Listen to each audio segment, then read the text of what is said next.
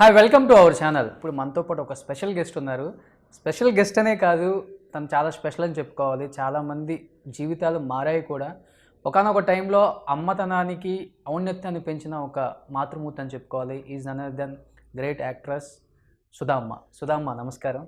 నమస్కారం అన్న, ఎలా ఉన్నారు? బాగున్నానమ్మా. గుడ్. మీ క్యారెక్టర్స్ చూసిన తర్వాత అంటే ఒకానొక టైంలో అమ్మతనానికి విలువ పడిపోతుంది, అమ్మకి విలువ ఇవ్వట్లేదు, కొడుకులు సరిగా చూసుకోవట్లేదు, ఓ అమ్మ అంటే ఇలా ఉండాలా అని కొన్ని సినిమాలు చూస్తేనే నేర్చుకున్నారు కూడా. అలాంటి అమ్మ క్యారెక్టర్లు ఎన్నో చేశారు మీరు కానీ, నిర్మలమ్మ కానీ, ఇలా చెప్పుకుంటూ పోతే. బట్ ఆ సెకండ్లో, ముఖ్యంగా మా సెకండ్లో మీరు బాగా గుర్తున్నారు ఇప్పటికి మాకు. సో ఎన్నో అచీవ్ చేశారమ్మా. 81లో సినిమాకి వచ్చారు. ఆల్మోస్ట్ 800 పిక్చర్స్ 900 పిక్చర్స్ పైన చేశారు. 40 years అయిపోయింది కూడా కెరీర్. అవును. ఒక్కసారి బ్యాక్ వెళ్ళి చూసుకుంటే సుధా అనే ఒక వ్యక్తి సాధించిన అచీవ్మెంట్స్ ఏంటి, మీరు పడ్డ స్ట్రగుల్స్ ఏంటి, ఎన్నో అవమానాలు, ఎన్నో కష్టాలు, ఎన్నో విజయాలు, అంటే వీటన్నిటికి మించిన ఎన్నో విజయాలు కూడా ఒకసారి వెళ్ళి చూసుకుంటే ఎలా అనిపిస్తుంది ఆ లైఫ్? ఇప్పుడు వరకు నేను వెనక్కి తిరిగి చూసుకోవాలా. కష్టాలైనా సరే, సుఖమైనా సరే, అది ఒక ఎక్స్పీరియన్స్గా తీసుకున్నాను. అదంతా కారణం మా అమ్మ నాన్న. నాన్న కంటే నాన్న పీడబ్ల్యూడీలో పనిచేసేవారు, సివిల్ ఇంజనీర్ కాబట్టి ఎక్కడ ట్రాన్స్ఫర్ ఎక్కువ ఉంటుంది. ఎప్పుడైనా ఆడపిల్లలు తండ్రికి చాలా క్లోజ్గా ఉంటారు అంటారు, కానీ నేను మా అమ్మతోనే ఎక్కువ క్లోజ్గా. మరి ఈ మధ్యకాలంలో ఈ 2 years నేను నాన్నతో చాలా క్లోజ్గా ఉన్నాను. కానీ అంతకుముందు మా మదరు, నా విల్ పవర్ కానీ, నా ధైర్యం కానీ, మొండితనం కానీ ఎందుకు ముందడుగు వేయలేను అని నాలో నేను ప్రశ్నించుకుంటే ఒక సమాధానం దొరుకుతుంది అంటే కారణం మా అమ్మ. ఎలాగంటే అమ్మకి హై షుగర్ ఉన్నప్పుడు డాక్టర్ దగ్గర తీసుకెళ్తే, ఇది ఒక చిన్న ఇన్సిడెంట్, అది దాన్ని బట్టి మీరు అర్థం చేసుకోండి అమ్మ ఎలా ఉంటారు, మా అమ్మ సుధమ్మ అమ్మ ఎలా ఉంటారు, సుధమ్మ ఎందుకు ఇలా ఉంది అంటానికి. డాక్టర్ దగ్గర తీసుకెళ్ళాము. ఆయన అన్నారు, ఇంకా నువ్వు చనిపోలేదా అన్నారు. అదేంటి అమ్మని, అదేంటి అలాగంటున్నారు అంటే, ఏదో నువ్వు కోమాలో ఉండాలి లేదా నువ్వు చనిపోయి ఉండాలి. ఎందుకంటే 550 పెట్టుకున్నావు. ఇది జరిగేది ఎప్పుడు? 1984లో. నువ్వు ఇలా ఉండడానికి కారణం ఇంత ఉంది, డయాబెటిక్, హై బీపీ ఉంది. ఇదంతా జరుగుతుందంటే నువ్వు మిరాకిల్, ఏదో జరుగుతుంది నీలో, నీ దేవుడి పవర్ ఏంటో నాకు అర్థం కాలేదు, మిరాకిల్ జరుగుతుంది, మెడికల్ మిరాకిల్ ఇది అంటే. లేదండి నాలో ఉంది, నా విల్ పవరే అని చెప్పేసి ఇంటికి వచ్చింది. అన్నీ అయిపోయింది. 1 monthలో నేను తగ్గించి చూపిస్తానండి అంది. ఇంటికి వచ్చిన తర్వాత నాతో చెప్పింది, పని వాళ్ళందరినీ తీసేయన్నారు. అదేంటమ్మా ఎలా చేస్తానే, ఎందుకు చేయలేను, 2 కాళ్ళు బాగానే ఉంది, 2 చెయ్యి బాగానే ఉంది, నడుచుకుంటూ వెళ్తా. అక్కడి నుంచి షుగర్ తగ్గడం అలాగా వచ్చింది. అది చూసి నాకు ఇన్స్పిరేషన్గా తీసుకుని, ఎందుకు మనం చేయలేమా అని మనసులో ఒక ధైర్యం, ఒక మొండితనం, విల్ పవర్ అక్కడ పెరిగింది. అందుకే అమ్మ నాకంటే క్లోజ్ అనమాట. మిగతా వాళ్ళకంటే, మా బ్రదర్స్, మా సిస్టర్ ఇన్ లాస్, వాళ్ళందరికంటే అమ్మ. ఒకే ఒక్క పాప మీరు. పుట్టగానే నాన్న పంచదీసి చేశారంట, కూతురు పుట్టింది ఆనందంతో.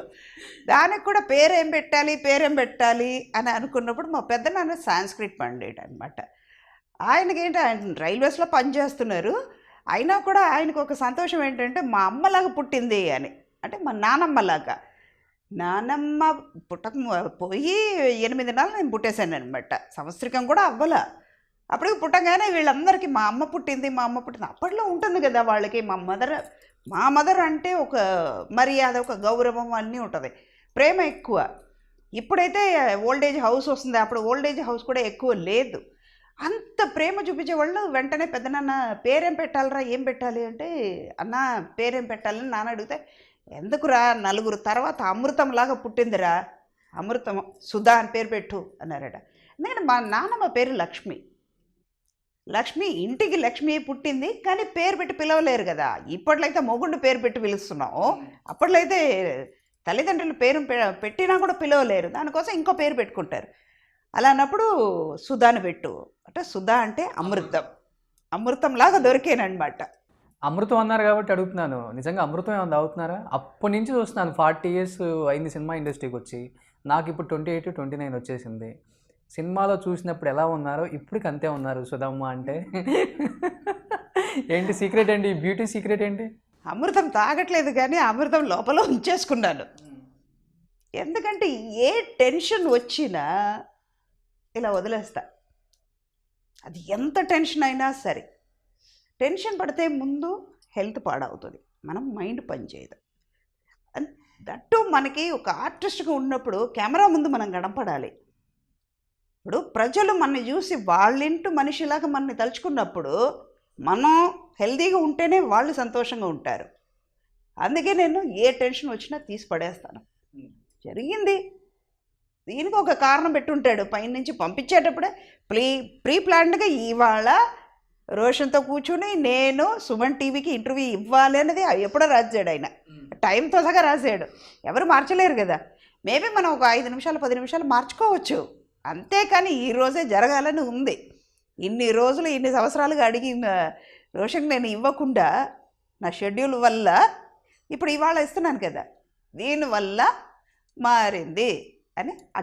అమృతం ఎలా ఉందంటే టెన్షన్ లేకుండా టెన్షన్ ఫ్రీగా ఉంటాను, దానివల్ల అమృతం. ఇంకోటి ఏంటంటే షూటింగ్ ఉన్నా లేకపోయినా నా పని నేను చేసుకుంటూ ఉంటాను. డిపెండెంట్గా ఉండడం నాకు ఇష్టం ఉండదు. మేబీ కొని మనం చేయాల్సిందే, ఆధారపడాల్సిందే. దానికోసం ప్రతిదీ వాళ్ళని ఇంకో వాళ్ళ మీద రుద్దకూడదు, నా మెంటాలిటీ. దాని కూడా అమ్మ కారణం. నువ్వు చేయలేవా, కంచంలో అన్నం ఉంది, ఆకలేస్తుంది, ఇది కష్టం అని అనుకుంటే నీ ఆకలి తీరదు. చేత్తో తిను, తీసుకుని తింటే నీ ఆకలి తీరుతుంది కదా, చెయ్యి. అలాగే ఒక అడుగు వేసావు, 2వ అడుగు వేస్తేనే నువ్వు వెళ్ళాల్సిన చోటకి వెళ్ళగలుగుతావు. అయ్యో నేను వెళ్ళలేను అంటే అక్కడే ఆగిపోతావు. చెయ్యి అనేవాళ్ళు ఇలాంటి నేర్పించడం వల్ల, అమృతం లోపల ఉండిపోవడం వల్ల ఇప్పుడు కూడా అలాగే ఉన్నా. అంతే సీక్రెట్. మైండ్లో ఏది పెట్టుకోను. సో యాక్చువల్గా 40 ఇయర్స్ అయ్యి ఎన్ని సినిమాలు తీసినా కానీ సుధమ్మకి మీడియా అన్న ఇంటర్వ్యూస్ అన్న పెద్దగా ఇంట్రెస్ట్ ఉండదు. ఎందుకని? అంటే ఏదైనా కాంట్రవర్సీ అయ్యిద్ది లైఫ్లో, ఎందుకు లేనిపోంది తెచ్చుకోవటం, ఇంత సాధించాము ఇంకేంటి అనిపించి అలా దూరంగా ఉండిపోయారా? అయితే బేసికల్గానే మీకు ఇంట్రెస్ట్ ఉండదా? బేసిక్గానే నాకు ఇంట్రెస్ట్ ఉండదు. ఎందుకంటే వాళ్ళ మీద తప్పు కాదు, ఎక్స్పోజింగ్ అన్నది ఏంటంటే మనం ఒకళ్ళు చెప్పి మనం చేయాల్సింది అవసరం లేదు. ఇది మీడియాని నేను సించపరిచినట్టు నేను చెప్పలేదు. ఎందుకంటే ఇప్పుడు సినిమా చూస్తే ఆటోమేటిక్గా క్యారెక్టర్ ఏంటో అర్థమైపోతుంది. సుధా అన్న ఒక ఆర్టిస్ట్ ఈ పిక్చర్లో ఉన్నారు అన్నది తెలిసిపోద్ది. తర్వాత పిక్చర్ రాకముందే ఫిలిం న్యూస్ అని ముందు వచ్చేది. అవన్నీ అన్నిట్లో ప్రొడ్యూసర్ క్లియర్గా ఇచ్చేవాళ్ళు, డైరెక్టర్తో సహా ఆర్టిస్ట్ కాస్టింగ్ ఏంటి ప్రతి ఒక్కటి వచ్చేది. A to Z ఒక ప్రోడక్ట్ గురించి అంటే అన్నీ క్లియర్గా వచ్చేది. దానివల్ల మాకు అంత అవసరం లేకపోయింది. అండ్ వన్ మోర్ థింగ్ ఏంటంటే ఆ టైం కూడా నాకు దొరికేది కాదు. మిగతా వాళ్ళకంటే నాకు లక్ ఏంటంటే 4 లాంగ్వేజ్ చేసేదాన్ని. సెకండ్ సండే అనగానే మన షూటింగ్ ఉండదు, డబ్బింగ్ ఉండదు, మన ఇండస్ట్రీకే అది సెలవు రోజు అన్నమాట. ఆయన కూడా నేను వేరెక్కడో అవుట్డోర్లో పనిచేస్తూ ఉండేదాన్ని. మా ఇంటి వాళ్ళనే నేను చూసా. అమ్మని ఒక్కొక్కసారి 6 నెలలకు ఒకసారి చూసేదాన్ని. కూతురు ఉందా పోయిందా అనేవాళ్ళు. ఇప్పుడు అర్థమైందా నాకు టెన్షన్ లేకపోవడం వల్ల ఇంత కూలుగా తీసుకుంటాను. అందుకే 40 ఇయర్స్ అయినా కూడా ఇప్పుడు ఇలా ఉన్నాను. అందుకే నాకు మీడియా ముందు వచ్చి ఇంటర్వ్యూ ఇవ్వాలి. ఇంకోటి నా మనస్ఫూర్తిగా చెప్తున్నాను, నాకు బయట ఆర్టిఫిషియల్గా యాక్ట్ చేయడం రాదు. ఉన్నది ఉన్నట్టే ఉంటాను. సుధా అంటే పలపల వాగుతూ ఉంటుంది, మనసులో పెట్టుకోను. అలా అన్నప్పుడు మనం ఏదైనా చెప్పి లేనిపోని ఎందుకు క్రియేట్ చేసుకోవడం, దానివల్ల కూడా కొంచెం దూరంగానే ఉన్నాం. అంతేనా? అంతే. అంటే 81లో స్టార్ట్ చేశారమ్మా మీ కెరీర్. ఆల్మోస్ట్ ఒక హీరోయిన్ అవుదాం అన్న హోప్స్తోనే ఇండస్ట్రీకి వచ్చారు. ఎవరికైనా ఉంటుంది అమ్మాయికి, నేను హీరోయిన్ అవ్వాలి. అయ్యారు కూడా. ఫస్ట్ పిక్చర్ రఘువరంతో యాక్ట్ చేశారు, మంచి. కానీ బై బ్యాడ్ లక్ అనుకోవాలా, గుడ్ లక్ అనుకోవాలా, ఆ సినిమాలు రిలీజ్ అయ్యి ఉంటే సుధా అనే ఒక వ్యక్తి ఇప్పుడు ఇండస్ట్రీలో ఉండేదా? ఉండేదని కాదు. ఎందుకంటే ఎప్పుడో గుర్తుకొస్తాయి. ఏదో ప్రోగ్రామ్ కూడా వచ్చేది ఈటీవీలోనో మా టీవీలోనో చూసాను, వేరే ఛానల్లో చూసాను నేను. వాళ్ళని ఎత్తుకోవడం అన్నమాట. అన్వేషణ. అయ్యో సారీ అండి, TV9 వాళ్ళు. నేను మామూలుగా ఒక ఎగ్జాంపుల్గా చెప్తున్నాను అంతే. అలాగే నేను కూడా వెళ్ళిపోయేదాన్ని. ఇది good luck for Sudha, bad luck for producers. వాళ్ళ బ్యాడ్ లక్ నాకు గుడ్ లక్ అయ్యింది. ఇంకోటి, నేను ఏడవడం వల్ల ప్రొడ్యూసర్స్ నవ్వుతున్నారని విఎన్ ఆదిత్య చెప్పినట్టు వాళ్ళ బ్యాడ్ లక్ నాకు గుడ్ లక్ అయ్యింది. అందుకే ఇప్పటి వరకు ఉన్నాను. ఒకవేళ నేను హీరోయిన్గా సక్సెస్ అయ్యి ఉంటే వెళ్ళిపోయి ఈ పాటికి ప్యాక్ చేసి ఎక్కడ సుధగారు అని మీరు ఎత్తుక్కునేవాళ్ళు. అది జరగలేదు. అంటే బేసికల్గా ఎవరన్నా అమ్మాయికి నీది హీరోయిన్ మెటీరియల్ కాదు, నీ ఫేస్ అంటే వాళ్ళు ఎంత బాగాలేకపోయినా కానీ కొద్దిగా గొప్ప వాళ్ళకి కొంచెం బాధ అనేది ఉంటుంది. కానీ మీరు దాన్ని ఇన్స్పిరేషన్గా తీసుకొని ఓహో ఇది కరెక్ట్ కదా అని చెప్పింది, నేను సాధించాల్సింది ఎంతో ఉందని ముందడుగు వేశారు కదా. నిజంగా ఆ రోజుల్లోనే మీకు ఆ ఏజ్లోనే ఎలా అనిపించింది అట్లా? చెప్తే అది సిల్లీగా ఉండొచ్చు. ఏదైనా ఒక డెసిషన్ తీసుకోవాలి, ఒక పని చెయ్యాలి, ఇవాళ ఈ పని చెయ్యాలి, మనకి ఫైనల్ డెసిషన్ ఏంటి? ఫాదర్, మదర్, బ్రదర్ అందరినీ, నా ఫ్రెండ్స్ అందరినీ సజెషన్ అడుగుతా.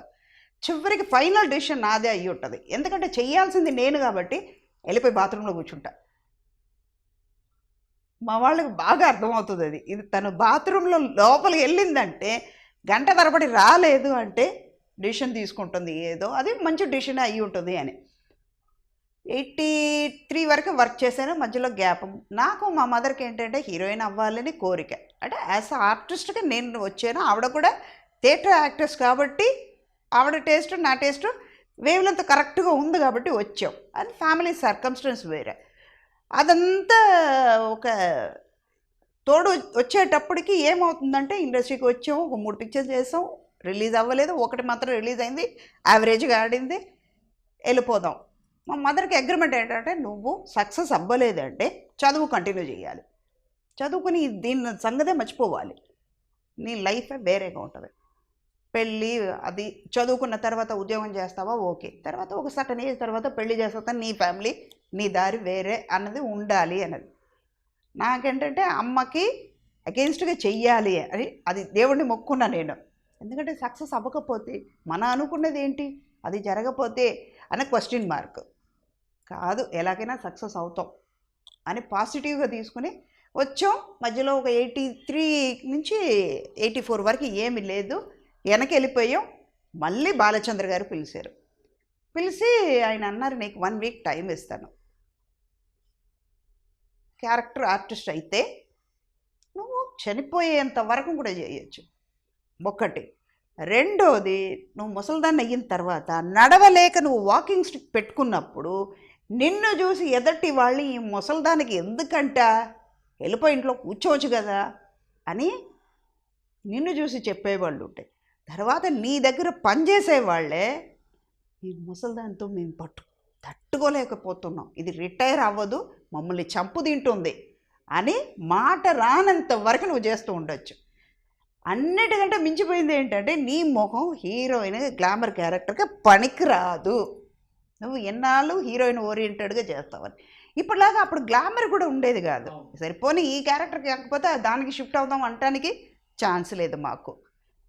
నా మొహం దేవుడు పెట్టేటప్పుడే ఏదో బ్రహ్మదేవుడు ఏడుస్తూ సరస్వతీదేవి మీద కోపంతో పెట్టాడేమో, సృష్టించేటప్పుడు ఇది ఎప్పుడు ఏడుపుకే పరిమితం అవ్వాలి అని అలా పెట్టాడేమో.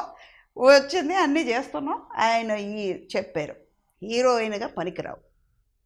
ఏదో హీరోయిన్ అంటే లేడీ ఓరియంటెడ్ సబ్జెక్ట్ ఎన్నాళ్ళు వస్తుంది, 4 పిక్చర్ 5 పిక్చర్ 10 మించిపోతే 10 పిక్చర్లు, అంతకంటే నువ్వు ఏం చేయలేవు, నీకు టైం ఇస్తా 1 వీక్ ఆలోచించుకుని చెప్పు అన్నారు.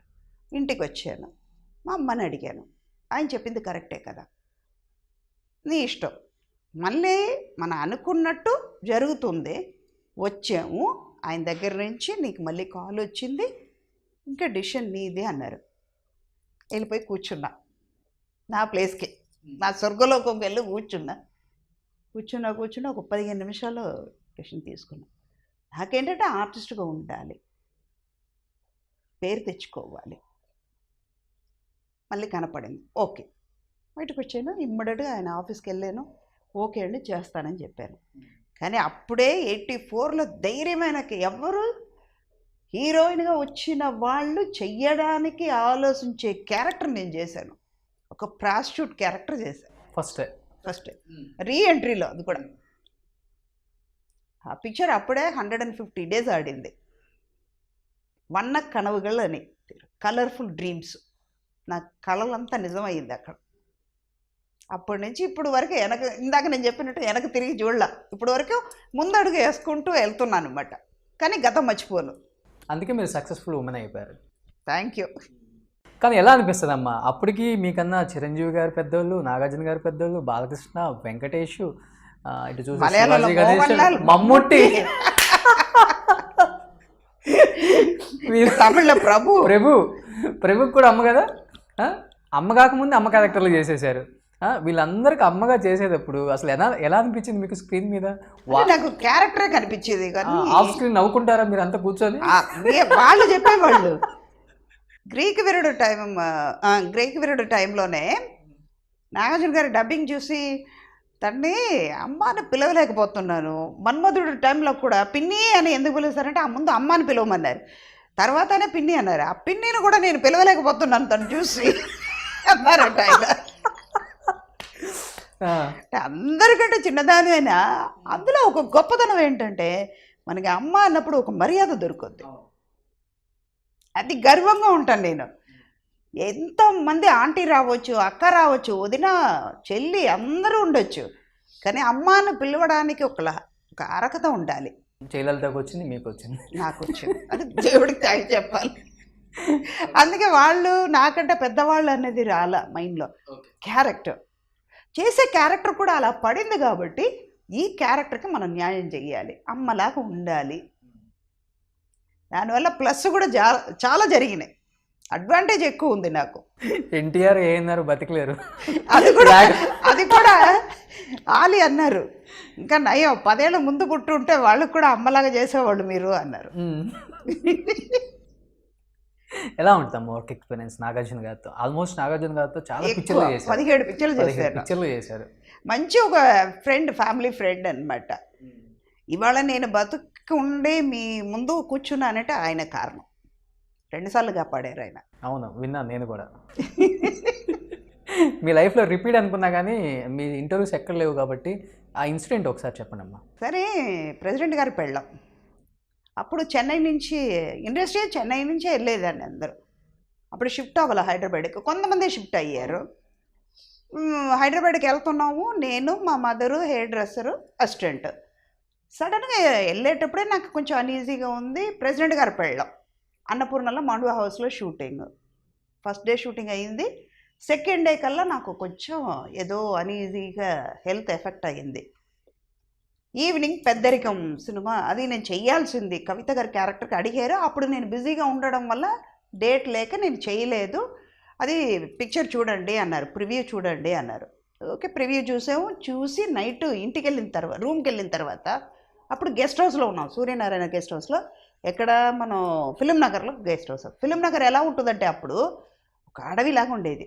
బయటకు ఒక కాఫీ కూడా దొరికేది కాదు. ఒక ఫోన్ చేయాలంటే లక్డికాల్ దగ్గరికి వెళ్ళాల్సింది మనం, లేదా అపోలో హాస్పిటల్ దగ్గరికి వెళ్ళాలి. ఒక ఆటో దొరికేది కాదు, ఏది దొరికేది కాదు. అలాంటి ప్లేస్లో ఆ గెస్ట్ హౌస్లో ఉన్నాం. మిడ్ నైట్ నాకు అన్ఈజీగా సివియర్ ప్రాబ్లం వచ్చింది. ముందు రోజు సాయంకాలం ఉన్నప్పుడే ప్రాబ్లం వచ్చింది. మా కజిన్ బ్రదర్ ఇంటి దగ్గరికి వెళ్తే హాస్పిటల్ చూపిస్తే, నేను అక్కడ చేయించుకోను, ఇది ఆపరేట్ చేయాలి, అపెండిసైటిస్ ప్రాబ్లం ఉంది ఆవిడకి, ఇమ్మీడియట్గా మీరు చేయకపోతే డేంజర్ అవుతుంది అన్నారు.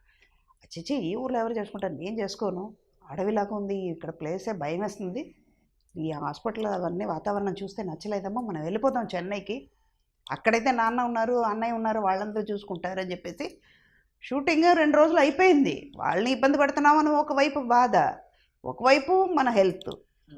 వెళ్ళిపోయాం. రూమ్కి వచ్చిన తర్వాత రాత్రి 12ంటికి సడన్గా విపరీతమైన motion, vomiting, high fever, 102 fever. అమ్మ భయపడిపోయి మేనేజర్కి ఫోన్ చేయడం, అప్పటికే 4:30 అయిపోయింది.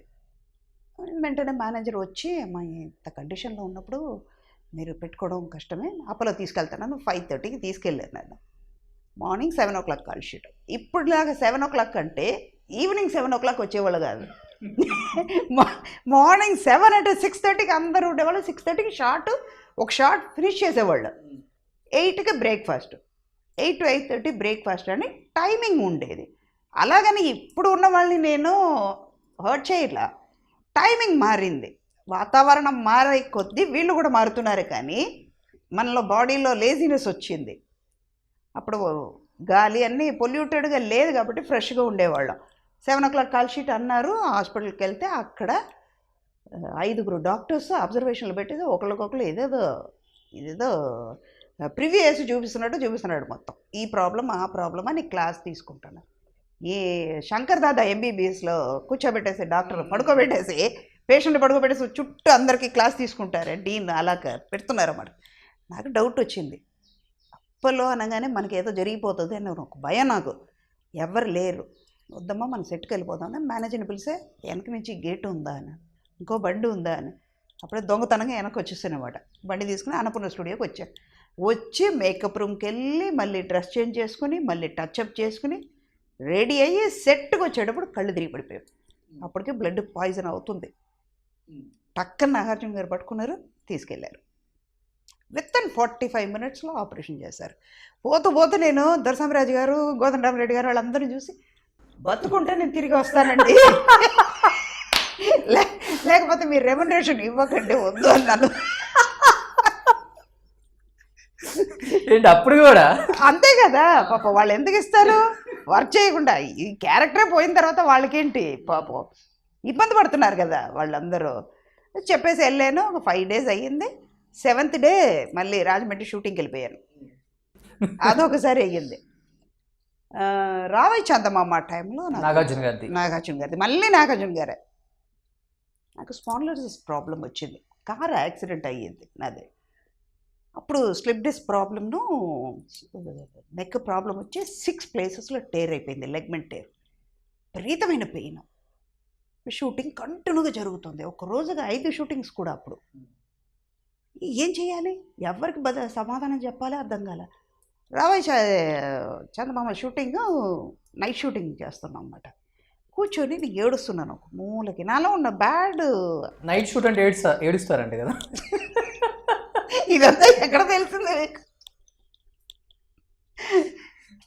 ఇప్పుడు కూడా అందరూ అంటారు ఇది నైట్ షూటింగ్ అనగానే ముందు రోజే ఈవిడికి చెప్పి మెంటలీ చిన్నపిల్లలకి తయారు చేసినట్లు చెప్పాలి అని.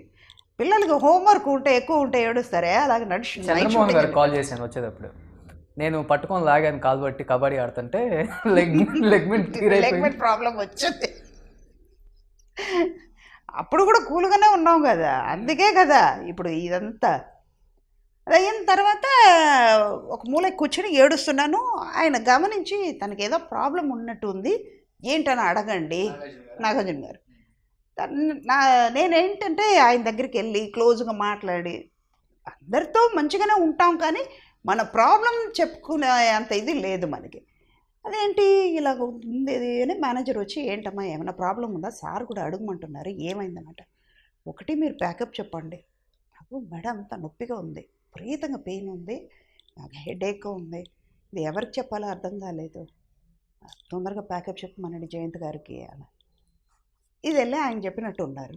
అంటే వచ్చి అడిగారు, ఆయన పర్సనల్గా వచ్చి అడిగారు, ఏమైంది సుధా అంటే, ఇలా ముందు రోజు యాక్సిడెంట్ అయ్యింది, మెడ తిప్పలేకపోతున్నా, విపరీతంగా పెయిన్ ఉంది. ఇమ్మీడియట్గా ఆయన డాక్టర్కి ఫోన్ చేశారు, అపాయింట్మెంట్ తీసుకుని నెక్స్ట్ డే మార్నింగ్ వెళ్ళి చూడు అంటే, ఆయన అన్నారట, ఈవిడ ఇంత పెయిన్ పెట్టుకుని పని చేయడం అన్నది గ్రేట్. ఇదే ఈ పొజిషన్లో ఎవరైనా ఉంటే బెడ్ రిటర్న్ అయిపోయేవాళ్ళు. చెయ్యకూడదు అసలు, చిన్న మూమెంట్ కూడా ఉండకూడదు. 6 places టేర్ అయింది. ఇమ్మీడియట్గా స్కాన్ చేసి చూస్తే ఇంత వస్ట్గా ఉంది, మీరు చేయకూడదు, 3 months బెడ్ రెస్ట్ అన్నారు. ఇంకేం 3 months అంటే మనకి మూడు యుగంలాగా అది. ఇంకా అంతే, మనం చెయ్యకుండా ఉండలేం కదా, 3 నిమిషాలే ఎక్కువ మనకి. చెప్పాను, ఆయన ఫోన్ చేసి చెప్పారు, మెల్లమెల్లగా షూటింగ్ 2 సార్లు ఆయన కాపాడారు. నాగార్జున గారు మీ దేవుడు చాలాసార్లు విన్నా నేను, ఎక్కడికి వెళ్ళినా కానీ నాగార్జున సేమ్ ఎపిసోడ్ మనకి గ్రీక్ వీడియోలో వచ్చింది అనమాట. సేమ్ ఎపిసోడ్ ఏది అపెండిక్స్ ప్రాబ్లం ఉన్నది, ఆ పెయిన్ పెట్టుకుని నేను అలాగే పని చేయడం అన్నది సీన్ వచ్చారు. మేమిద్దరు కాంబినేషన్ అనగానే, సుధా గుర్తుందా ఫ్లాష్ బ్యాక్ అన్నారు ఆయన. మర్చిపోయే సీన్ అది. నాకు ఒకటి ఏంటంటే, ఒక చిన్న ప్రాబ్లం అది, నాగార్జున గారిని ఐ కాంటాక్ట్ పెట్టుకుని మాట్లాడలేను. ఇప్పుడు కూడా డైరెక్ట్గా చూసి నేను మాట్లాడలేను. ఎప్పుడు ఏదైనా కాంబినేషన్ చేస్తే సుధా నా కంట్లో చూసి మాట్లాడితేనే నేను షార్ట్కి వస్తాను అనేవారైనా. నేను చెయ్యలేను. మిగతా వాళ్ళందరినీ ఐ కాంటాక్ట్ పెట్టుకుని మాట్లాడతాను. నాగార్జున మాత్రం నేను డైరెక్ట్గా చూడలేను. ఇప్పటి వరకు అది జరుగుతుందో, అది ఎందుకు జరుగుతుందో తెలియదు. మేబీ ప్రెసిడెంట్ గారు పెళ్ళం అప్పుడు కాస్టింగ్ ఓకే చెప్పేశారు. ఎవరు ఈ వదిన క్యారెక్టర్ ఎవరు చేస్తున్నారు అంటే, ఇలా సుధా అని ఒక ఆవిడ అండి అంటే, పిక్చర్ చూస్తున్నానండి అదని. ఆయన కలవడానికి భాస్కర్ ప్యాలెస్లో సాంగ్ జరుగుతుంది, మీనా ఆయనది ఇద్దరిది. ఊరికే కూర్చున్నాం కదా, వెళ్ళి లొకేషన్లో అందరినీ పలకరించి వస్తావు, డైరెక్టర్ గారు వాళ్ళందరినీ కలిసి వస్తామని వెళ్ళానమాట. ఇక్కడ నాగార్జున గారు చూసి ఆ రోజు సల్వార్ కమీజ్, జీన్స్ టీషర్ట్ వేసుకుని వెళ్ళాను, సల్వార్ కమీజ్ గుర్తులేదు నాకు. వెళ్ళి డైరెక్టర్ గారు, ఈవిడ వదిన క్యారెక్టర్ ఏంటి సార్ అన్నారంట ఆయన. నాకేం తెలుసు అక్కడ. ఇది మర్నాడు ఆయన చెప్పారు. ముందు రోజు అడిగారు ఈవిడ వదిన క్యారెక్టర్ ఏంటి అని. క్యారెక్టర్గా వచ్చిన తర్వాత ఆయన అభిప్రాయం మారింది. అందుకే ఆయన ఎప్పటికో గుర్తుండిపోతారు. ఇవాళ బాగానే హెల్తీగా ఉన్నామంటే ఆయనే కదా కారణం. ఒక విధంగా చూస్తే ఇలాగ హెల్త్ మెయింటైన్ చేసుకోవడానికి కారణం కూడా నాగార్జున గారు. అవునా? సూపర్. ఇన్స్పిరేషన్ ఆయనే. ఇప్పటికి ఎప్పుడన్నా కలవటం కానీ మాట్లాడటం కానీ నాగార్జున గారితో ఉంది. అప్పుడప్పుడు వెళ్తూ ఉంటాను, ఎక్కడైనా ఫోన్ చేస్తానన్నమాట. వాళ్ళ మేనేజర్కి పిఏకి ఫోన్ చేస్తాను, సార్ ఉన్నారంటే వెళ్ళి కలవడం. అంటే స్టూడియోకి వెళ్తాను, గెస్ట్ హౌస్కి వెళ్తాను, వెళ్ళి పలకరించి ఒక 5 minutes అక్కడ. అప్పుడు వెళ్ళంగానే డ్రై ఫ్రూట్సే అడుగుతాను అన్నమాట. కాఫీ టీ ఏమి అడగను. నేను వస్తున్నాను అనగానే ఇప్పుడు కూడా స్పెషల్ ఏంటంటే, సుధా వస్తుంది, డ్రై ఫ్రూట్స్ ఏమైనా తీసి పెట్టండి, ఎందుకంటే హెల్త్ కాన్షియస్గా ఉంటుంది కదా. 25 years అయింది ఇచ్చరికి. సో బట్ గ్రేట్ అమ్మా, అది ఒక పెద్ద యాక్టర్ అయ్యేప్పటికి కూడా క్రెడిట్ గోస్ టు నాగార్జున గారు. సో కమింగ్ టు చిరంజీవి గారితో ఎలా ఉంటుంది వర్క్ ఎక్స్పీరియన్స్? మెగాస్టార్కి కూడా అమ్మ, వదిన చేయలేదా, వదిన అక్క. బట్ మీ లైఫ్ టర్న్ అయిందంటే ఎస్పెషల్లీ చెప్పుకోవాలంటే గ్యాంగ్ లీడర్. అంతకంటే గ్యాంగ్ లీడర్లో ఏంటంటే సాఫ్ట్ క్యారెక్టర్. ఆమె తర్వాత ఆయనకు తిరిగి చూడక్కర్లేదు. పర్ఫార్మెన్స్ అని ఒక మాట చెప్పాలంటే ఆమె తర్వాత last scene highlight. Gang leader కూడా ఒక చిన్న ఇన్సిడెంట్ జరిగింది. విజయ్, తమిళ హీరో విజయ్ ఉన్నారు కదా, వాళ్ళ ఫాదర్ డైరెక్షన్లో, తమిళ ఎస్ఏ చంద్రశేఖర్ ఆయన డైరెక్షన్లో ఇక్కడ చెన్నైలో ఒక షూటింగ్ చేస్తున్నాను, తమిళ్ పిక్చర్. అందులో ఏంటంటే విడో క్యారెక్టర్. ముందు రోజు మంచి బొట్టు అవన్నీ పెట్టుకుని హోమ్లీగా ఉన్న క్యారెక్టర్ చూశారు. సుమలత క్యారెక్టర్ మీకన్నారు కదా, సుమలత క్యారెక్టర్ చేయాల్సింది. ఓవర్ నైట్లో అది మారింది. రావడం, అది మారడం వల్ల కూడా మనకి ప్లస్ అయింది. అన్నీ నాకు అడ్వాంటేజే జరిగినాయి. ఫస్ట్ ప్రొడ్యూసర్ బ్యాడ్ లక్ జరగడం, నేను ఇండస్ట్రీలో ఉండడం, తర్వాత ఆయన అడ్వైస్ చేయడం, అన్నీ రావడం, మళ్ళీ ఇలాంటి క్యారెక్టర్ పడ్డం. హలో బ్రదర్ చేస్తున్నాను ఈవీవి గారిది, అందులో కూడా ఏదో పెట్టాలి అన్నట్టు ఉన్నారు. నాకు నచ్చలేదు ఆ క్యారెక్టర్. చివరికి ఈవీవి గారిని అడిగాను, ఎందుకు క్యారెక్టర్ చేయాలంటే మంచి మంచి క్యారెక్టర్ చేస్తున్నప్పుడు దుర్గా ఆర్ట్స్ ఈవీవి గారు అని ఒప్పుకుని నేను చేయాల్సింది వచ్చింది. నాకు ఇష్టం లేదండి ఈ క్యారెక్టర్, అసలు తృప్తిగా లేదండి అంటే, ఆయన మదర్ ఇండియా అని పిలుస్తున్నట్టు. మదర్ ఇండియా నాకు మైండ్లో ఉంది, మీరు ఆగండి అన్నారు ఆయన. కొన్నాళ్ళకి ఫోను, డేట్ కావాలండి. ఓకే, అయిపోయింది. షూటింగ్ స్టార్ట్ అయింది. అది ఈవీవి సినిమా, కన్సర్న్ పేరు. ఇది ఆమె వచ్చింది. ఆమె చేస్తుంటే మొదటి నుంచి మళ్ళీ వెనక అదే కథ రిపీట్ అవుతుంది. కాముగా నుంచోవడం, ఏడవడం, ఏమండి అని మెల్లగా మాట్లాడడం, ఏ జరుగుతున్నాయి నేను అడిగా. మళ్ళీ అదే కథకు వచ్చాం సార్, ఏం లేకుండా పెట్టారు ఎందుకండి అంటే, ఉంది మదర్ ఇండియా, ఎల్లుండి నుంచి మీ డేటే, మీదే క్లైమాక్స్ మీ మీద ఉంది, మీరు చూడండి. మహానుభావుడు ఎక్కడ పుట్టారో ఏమో తెలియదు, కానీ ఇవాళ మేము ఉన్నాం, ఉన్న పేరు చెప్పుకుంటున్నాం కదా. వాళ్ళు లేకపోవచ్చు కానీ వాళ్ళు చేసే వాళ్ళ చరిత్ర మిగిలిపోయింది కదా, ఇవాళ మేము ఉండి చెప్పగలుగుతున్నాం. ఆమె నువ్వా కోట తేల్చుకో అన్నారు ఆయన. నాకేంటంటే ఆయన మీద కాళ్ళు పెట్టి ఆ క్యారెక్టర్ చేయాలంటే భయం. అవును, ఎవరైనా ఒప్పుకోరు. అప్పటికి పెద్ద ఆర్టిస్ట్, నాకంటే ఆయన ఇంకా సీనియర్గా ఉన్నారు. చేస్తే ప్రజలు ఏమనుకుంటారు, ఈయన ఒప్పుకోవాలి ముందు ఆర్టిస్ట్గా. ఆయన కోపం చూసాం, ఒప్పుకుంటాడా, నేను చేస్తారా చెయ్యరా, అన్నీ స్పాట్లో హర్ట్ చేస్తే ఒక ఆర్టిస్ట్గా మనకు కూడా ఇబ్బందే. డైరెక్టర్ని వెళ్ళి అడిగా, చెప్పాల్సింది నేను, రాసింది నా మైండ్లో పెట్టుకుని నేను రాశాను, అతను ఏం చెప్పేది నువ్వు చేయి నేను చెప్తాను అన్నారు. అడిగారు, కోట నువ్వేమన్నా అబ్జెక్ట్ చేస్తావా ఏంటని. క్యారెక్టర్ ఉన్నప్పుడు నేను ఎందుకు చేస్తాను సార్ అన్నారు. చేస్తాం. దాని తర్వాత విజయయాత్రకి విజయవాడ వెళ్తే స్క్రీన్ చింపేశారు, అది ట్రిమ్మింగ్ చేశారని. ఆ డైలాగ్తో సహా ఉంటేనే పిక్చర్ ఆడగలుగుద్దే అని తర్వాత వచ్చింది. గుర్తుంది ఆ డైలాగ్ అమ్మా? ఇప్పుడు ఒక చిన్న పదం మాత్రమే గుర్తుంది. ఒకసారి పురాణాలు, ఆ పురాణాలను అడ్డుపెట్టుకునే మీ మగ్గజాతి మా ఆడవాళ్ళ మీద అధికారం చలాయిస్తున్నారు. ఏది కుష్ఠరోగిని కట్టుకున్న భార్య అని చూపిస్తారే కానీ కుష్ఠరోగిని కట్టుకున్న భర్తని చూపించు మనం. ఎరా నన్ను పెట్టుకుని జూతమాడే అధికారం మీకు ఎవరిచ్చారు అని ద్రౌపది ఆనాడే అడిగుంటే మా ఆడవాళ్ళకి ఈ స్థితి వచ్చేది కాదు. నన్ను నిప్పులో దూకుమని చెప్పే అధికారం నీకు ఎవరా ఇచ్చారు అని సీత ఆనాడే రాముణ్ణి అడిగుంటే మా ఆడజాతికి ఈ గతి వచ్చుండేది కాదు అంట. అది చేసేటప్పటికి గుండె దడ అంటుంది, చెమట పడుతుంది, భయం. కానీ అది చూసాడు ఇప్పుడు చెప్పేటప్పుడే నాకు ఒక లాగా ఉంది. అది అంటే క్యారెక్టర్గా ఇన్వాల్వ్ అయ్యేటప్పటికి ఆర్టిస్ట్కి అది ఒక్కటే లక్ అనమాట. ఒక్క సీన్ చాలు మనం చేయడానికి, ఒక్క సీన్ చాలు, ఒక్క షాట్ చాలు ఆర్టిస్ట్కి పర్ఫార్మెన్స్లో కొట్టుకుంటాం. ఈవెన్ గ్యాంగ్ లీడర్లో కూడా మీ డైలాగ్స్ లేకపోయినా కళ్ళతోనే యాక్టింగ్ చేశారు అసలు. చాలు ఒక్క సీన్, ఆ శారీ ఇచ్చే సీన్ ఒక్కటి చాలు. తర్వాత పట్టు చీర కట్టుకుని ఆ మురళీమోహన్ ఫోటో పట్టుకుని అవును నా మీద నిందలు వేయడానికి డ్రైవర్ని పంపిస్తారు. వాళ్ళు చెడ్డవాళ్ళు, నేను మంచిదాన్ని అక్కడే చూపించారు. కానీ ఆ క్యారెక్టర్ మీద సింపతి క్రియేట్ అయింది కదా. ఏదైనా నేను సుమలత క్యారెక్టర్ చేస్తుంటే అంత అయ్యేవాళ్ళు కాదు. ఎలా ఉంటారు మా off screen on screen Chiranjeevi గారు, మెగాస్టార్ ఇండస్ట్రీకి?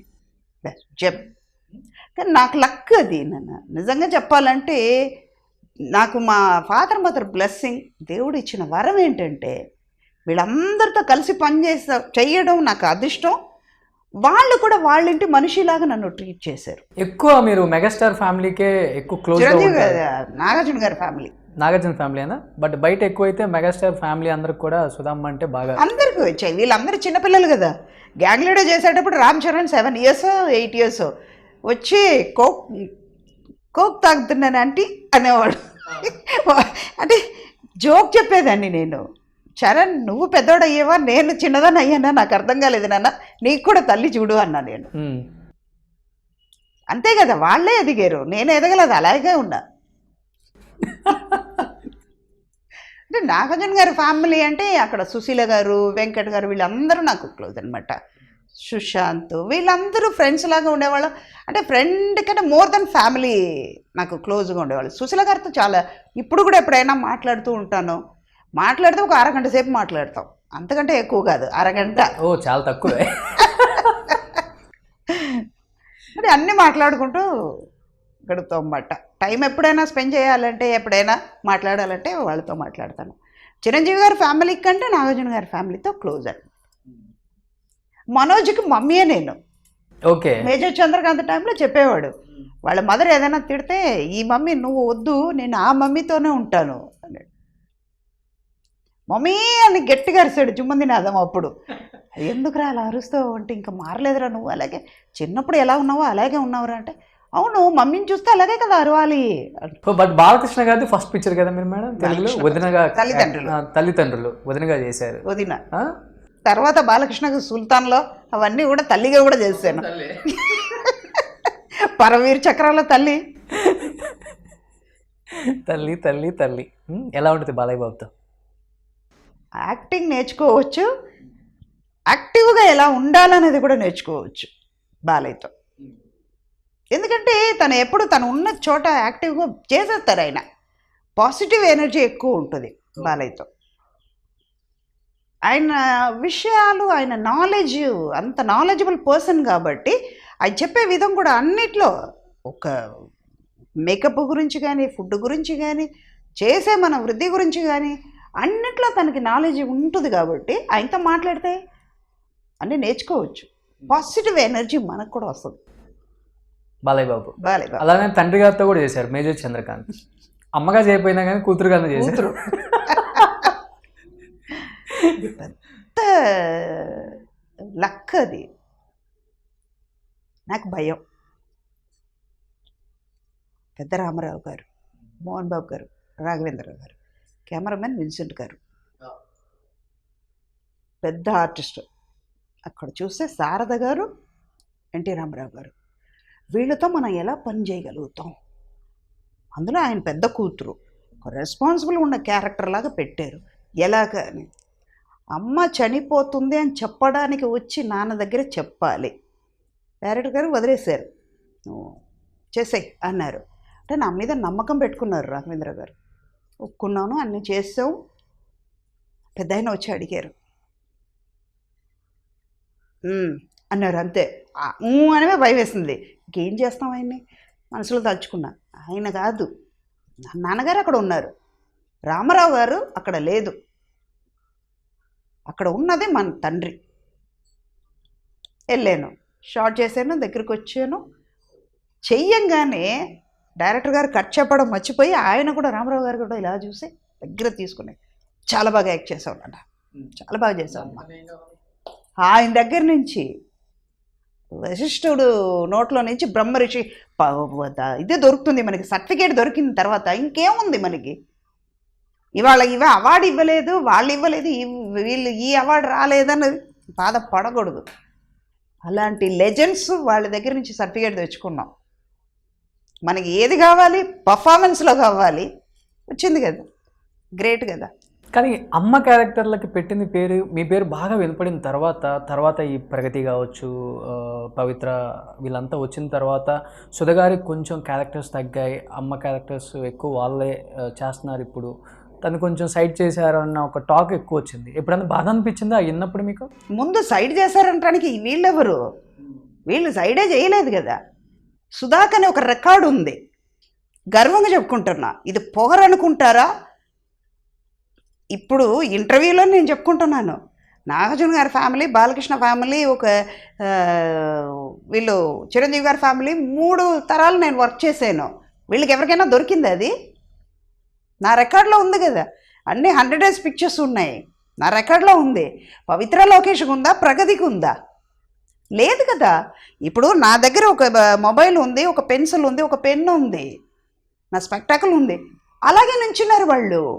ఏ క్యారెక్టర్ చేస్తున్నా వాళ్ళని చూసి నాకు జాలేసింది నాన్న, నిజంగానే. మేబీ వాళ్ళ ఫినాన్షియలీ ప్రాబ్లం వల్ల చేస్తున్నారా, లేకపోతే అది వాళ్ళ పర్సనల్. అది క్యారెక్టర్ అని వస్తే సుధాకి ఈక్వల్ వాళ్ళు రాలేరు. 200% నేను చెప్తా, గర్వంగా చెప్పుకుంటా. ఇది పొగరనుకుంటారు, అనుకున్నా కూడా నాకేం ప్రాబ్లం లేదు. ఎందుకంటే ఇది క్రిటిసైజ్ చేశారు ఈ మధ్య, ఇది ఎక్కువ వినపడింది. ఇప్పుడు ఒక సుధాకి తీసుకుంటే నేను చెప్పగలుగుతా, గ్యాంగ్ లీడర్ ఉంది. గ్యాంగ్ లీడర్ ఎప్పుడు వచ్చింది? 91. ఆమె ఎప్పుడు వచ్చింది చెప్పుకుంటున్నా. మన్మధుడు, నాగార్జున గారితో 17 పిక్చర్ నేను చేశాను. వీళ్ళు ఎవరైనా ఒక 4 పిక్చర్ దాటి చేసుంటారా? చేయలేరుగా, లేదు కదా. ఇంకా వాళ్ళేంటి నాకు పోటీ వచ్చేది?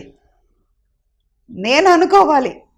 వాళ్ళు చూస్తే నిజంగా జాలేస్తుంది, ఒక ప్రాపర్టీ లాగా వాళ్ళని యూజ్ చేస్తున్నారే అని. పర్ఫార్మెన్స్కి ఏముంది ఛాన్స్? ఏమీ లేదు. ఆర్టిస్ట్కి కావాల్సింది ఏంటి? మంచి సీన్ రావాలి, మంచి పర్ఫార్మెన్స్ ఉన్న హోప్ రావాలి, క్యారెక్టర్ పడాలి. అది లేదు కదా వీళ్ళకి.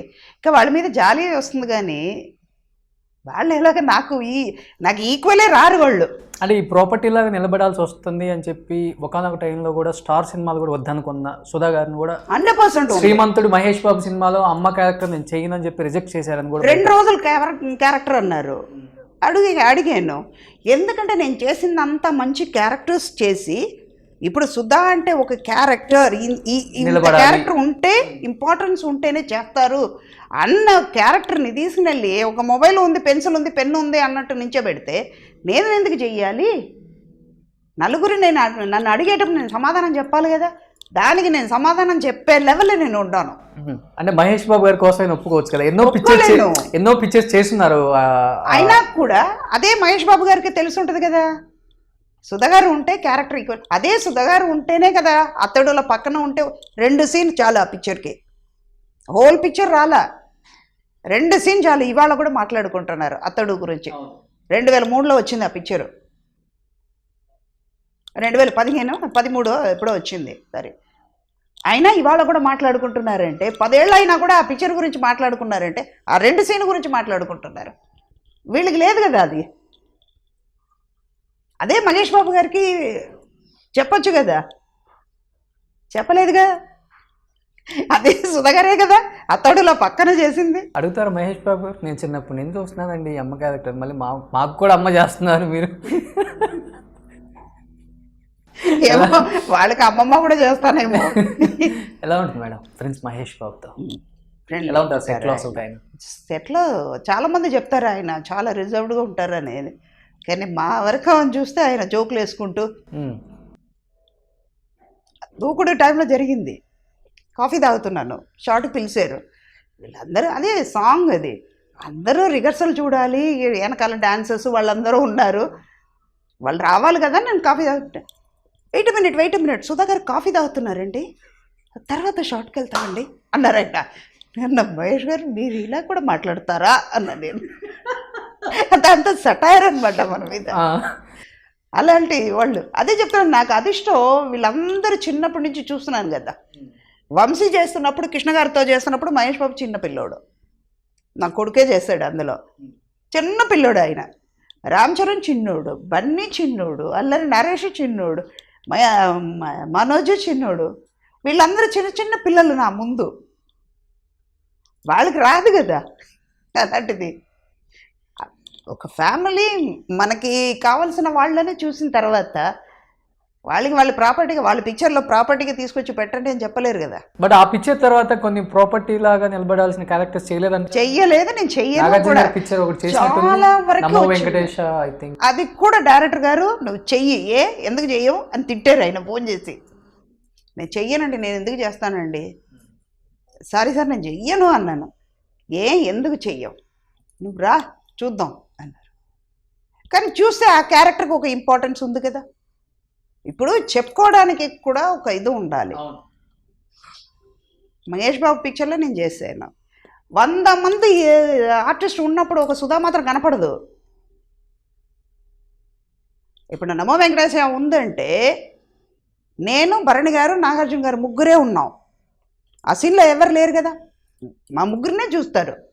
అలా కాదు సీమంతుడిలో, అలా కాదు కదా, 100 మంది ఉన్నారు, ముక్కు మొహం తెలియని వాళ్ళందరూ ఉన్నారు. వాళ్ళతో నేను ఉంటే నన్ను వాళ్ళు ఒకరిలాగానే చూస్తారు కదా. ఆ మహేష్ బాబు పక్కన సుధా ఉందని చెప్పారు కదా, అక్కడ మహేష్ బాబుని చూస్తారు కానీ సుధాని చూడరు కదా. అందుకే చేయలే. కానీ అందరూ అడుగుతున్నారు, చాలా వరకు వస్తుంది. క్యారెక్టర్ అడగంగానే మనసు చంపుకుని నేను వెళ్ళి ప్రాపర్టీ లాగా ఉండలేను నాన్న. ఎంతో అచీవ్ అయ్యారు. చెయ్యలా, ఇంకా చెయ్యాల్సింది చాలా ఉన్నాయి. ఇప్పుడే నేను మొదటి మెట్టు ఎక్కా. మొదటి మెట్టు ఎక్కేటప్పుడు కింద తోస్తారంటే నేను ఎలా పైకి ఎక్కగలుగుతాను? కానీ నేను ఎక్కగలుగుతా. నాకనే ఒక మెట్టు ఉంటుంది కదా, అక్కడికి వెళ్ళి రీచ్ అవుతాను. నాగేశ్వరరావు గారితో ఎలా ఉంటుంది ఒక ఎక్స్పీరియన్స్? చాలా, అదే అదిష్టం కొద్ది. ఒక్కొక్కసారి నేను అనుకుంటాను, మా అమ్మని తిట్టుకుంటా, ఒకవేళ అమ్మ 10 ఏళ్ళు ముందు పుట్టుంటే ఉన్న కూతురు ఇంకా 10 ఏళ్ళ ముందు పుట్టించేది కదా. సావిత్రి గారు వాళ్ళతో కూడా, మహానటి సావిత్రి చూసేటప్పుడు నిజంగా నేను అదే అనుకున్నా, అదృష్టం లేకుండా పోయింది, వాళ్ళతో కలిసి పనిచేసే అదృష్టం లేకుండా పోయింది. ఇంటికి వచ్చి బాధపడ్డాను నేను. ఒక 10 ఏళ్ళ ముందు పుట్టుంటే మేబీ వయసు పెరిగి ఉంటుంది. ఇప్పుడు అమ్మ చేస్తున్నాను, అప్పుడు అమ్మమ్మ చేస్తూ ఉంటాను అంతే. అమ్మమ్మ నానమ్మ చేస్తూ ఉంటా, లేదా బామ్మ క్యారెక్టర్ చేస్తుంటా. అంతేగాని ఇండస్ట్రీ నుంచి మాత్రం నేను వెళ్ళిపోను. బాలచంద్ర గారు చెప్పిన మాట అది నిజమైతే కానీ నేను ఇండస్ట్రీ నుంచి వెళ్ళను.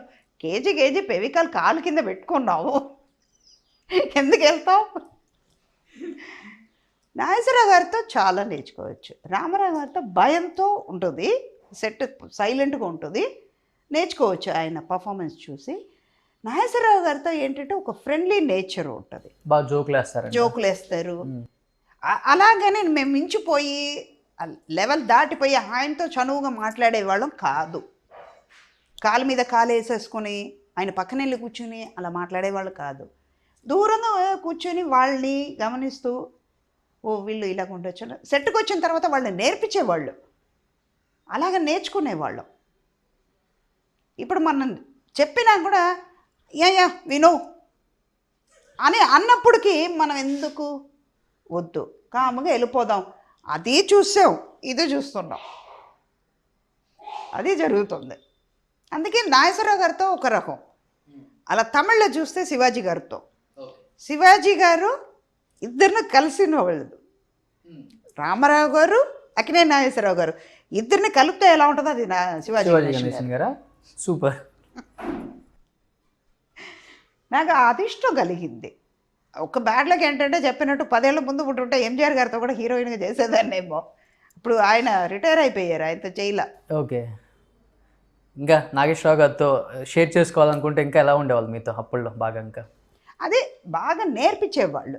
జోక్ చెప్పినా కూడా, మా మీద జోకులు సటైర్లు వేసినా కూడా షార్ట్ అని కెమెరా ముందుకు వెళ్ళేటప్పుడు ఇలా చెయ్యండి ఇలా చెయ్యండి అంటే, ఓ ఈ క్యారెక్టర్కి ఇంత చేస్తే బాగుంటుంది, మనకి ఇంకా పనికి వస్తుంది, మనం ఇంకా డెవలప్ చేసుకోవచ్చు ఈ క్యారెక్టర్, దీనివల్ల మనకి ఇంకా 10 పిక్చర్లు వస్తుంది, మన పర్ఫార్మెన్స్ నేర్చుకోవచ్చు, అలాగ ఉపయోగపడేది. కానీ బయటకు వచ్చిన తర్వాత కెమెరా అవతలకి షార్ట్ అయిన తర్వాత అందరూ కూర్చునేవాళ్ళే. రామారావు గారి దగ్గరికి వెళ్ళి కూర్చునేవాళ్ళం కాదు, కానీ నాగేశ్వరరావు గారు పక్కన కూర్చోబెట్టుకునేవాళ్ళు. రండి ఎక్కడో కూర్చున్నారా, వచ్చి కూర్చో అమ్మాయి అనేవాళ్ళు. ఆయనతో కూర్చొని ఆ ఫ్యామిలీతో ఎంత ఇది ఉండేదో, ఆ బాండింగ్ నాకు ఇప్పుడు కూడా ఉంది. సో రామారావు అన్నారు కాబట్టి చెప్తున్నాను, దాంట్లో కూడా 3 జనరేషన్స్ చేశారు. రామారావు గారు, బాలకృష్ణ గారు, జూనియర్ ఎన్టీఆర్. కోతికి చిక్కిందే కొబ్బరి చిప్పులాగా మా సుధమ్మకి కొబ్బరి చిప్పల్లో కూడా మంచి తీపిగా ఉన్న కొబ్బరి దొరికింది నాకు. జూనియర్ ఎన్టీఆర్తో బాద్షాలో కూడా డాన్స్ చేస్తారు కదా, పుట్టింటి వాళ్ళు వదిలే. హీరోయిన్గా వర్క్ చేయలేకపోయినా జూనియర్ ఎన్టీఆర్తో కలిసి కాంబినేషన్ చేసినట్టే కదా అది. అక్కడ కోరిక తీరిపోయింది. ఎలా అనిపించింది ఆ సీన్ చెప్పగానే మీకు, ఆ డాన్స్ సీను? ఏంటి అన్నాను, అదేంటి డాన్సా అన్నారు, కానీ సీక్వెన్స్ ఏంటో చెప్పలేదు. అది సూర్య, సాయి కిషోర్ కో డైరెక్టర్స్ కదా, వాళ్ళు వచ్చి ఏమంటే రేపు డాన్స్ ఉంది కొంచెం ప్రాక్టీస్ చేసుకుంటారు. ప్రాక్టీస్ ఆ డాన్స్ ఏంటి, ఈ క్యారెక్టర్ డాన్స్ ఏంటి ఉండదు కదా అన్న. లేదండి రేపు సాంగ్ ఉందండి అంటే సీన్ ఏంటో చెప్పారు. ఓ ఆడుకోవచ్చు అంటే నా కళ అది. ఒక 6 ఏళ్ళు నేను భరతనాట్యం నేర్చుకుని యాక్సిడెంట్ అయ్యి అరంగేట్రం అవ్వకుండా డాన్స్ చెయ్యాలి అని పట్టుదల ఉన్న క్యారెక్టర్కి యాక్సిడెంట్ అయి పడిపోయినాం. ఇంకేముంది, డాన్స్ దొరికితే ఛాన్స్ కదా, స్వీట్ తిన్నట్టే కదా మనకి.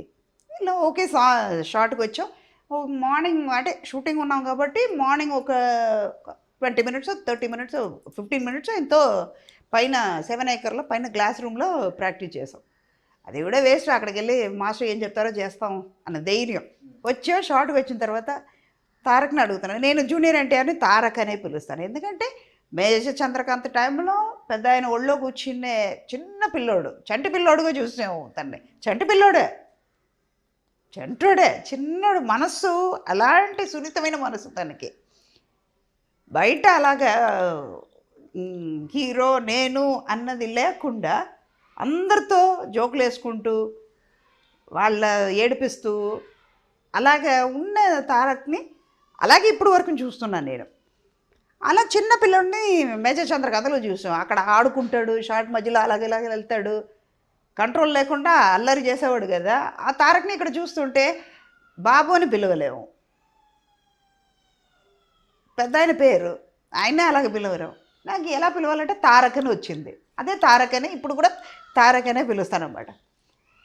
చెప్తుంటే తారక్ నువ్వు ఒక్కవేళ హెవీ మూమెంట్ నువ్వు చేయకు, నేను చెయ్యలేను అంటే, ఇదే కావాలి నన్ను ఏడిపిస్తున్నావు మమ్మీ నువ్వు అంటాను.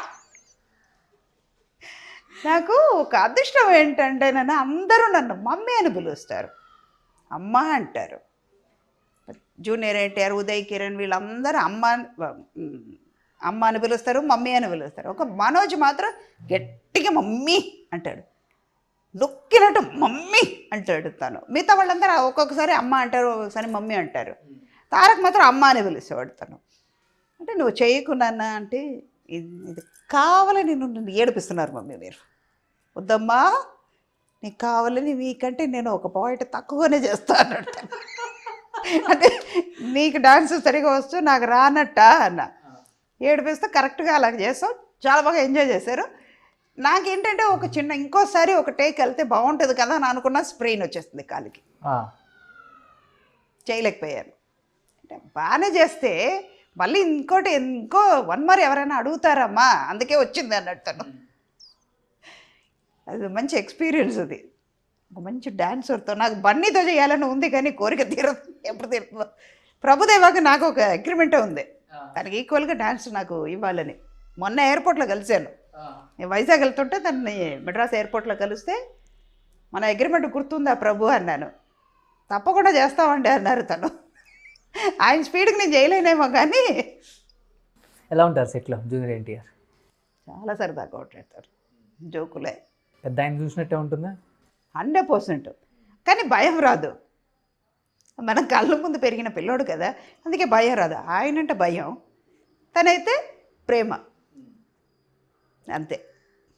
ఏమైనా షేర్ చేసుకుంటారమ్మా తాతయ్య గురించి కానీ అప్పుడు ఏమన్నా అడుగుతుంటారా జూనియర్ ఎన్టీఆర్? అన్నీ అడుగుతాం. కళ్ళ ముందు చూస్తాం కదా అమ్మ, వాళ్ళ ఫ్యామిలీ మొత్తం అందరూ వచ్చేవాళ్ళు. మేజర్ చంద్రకాంత్ టైంలో ప్రతి ఒక్కళ్ళు వచ్చేవాళ్ళు సెట్కి. ఫ్యామిలీ అంటే అలా ఉండాలి అని. తర్వాత ఎవరి ప్రాబ్లం వాళ్ళది, ఎవరు టెన్షన్ వాళ్ళది అని వెళ్ళిపోతున్నారు. కానీ ఒక పెద్ద దిక్కు ఉన్నప్పుడు ఇంటికి ఎలా ఉంటుంది అన్నదికి నిదర్శనం ఆయన. పిల్లల్ని ఎలా కలుపుతూ ఒక చోట ఎలా ఉంచాలన్నది. అందరూ వచ్చేవాళ్ళు. ఇవాళ బాలకృష్ణ, రేపు హరికృష్ణ, అలాగ అందరూ, మోహన్ కృష్ణ గారు అందరూ వచ్చేవాళ్ళు సెట్కి.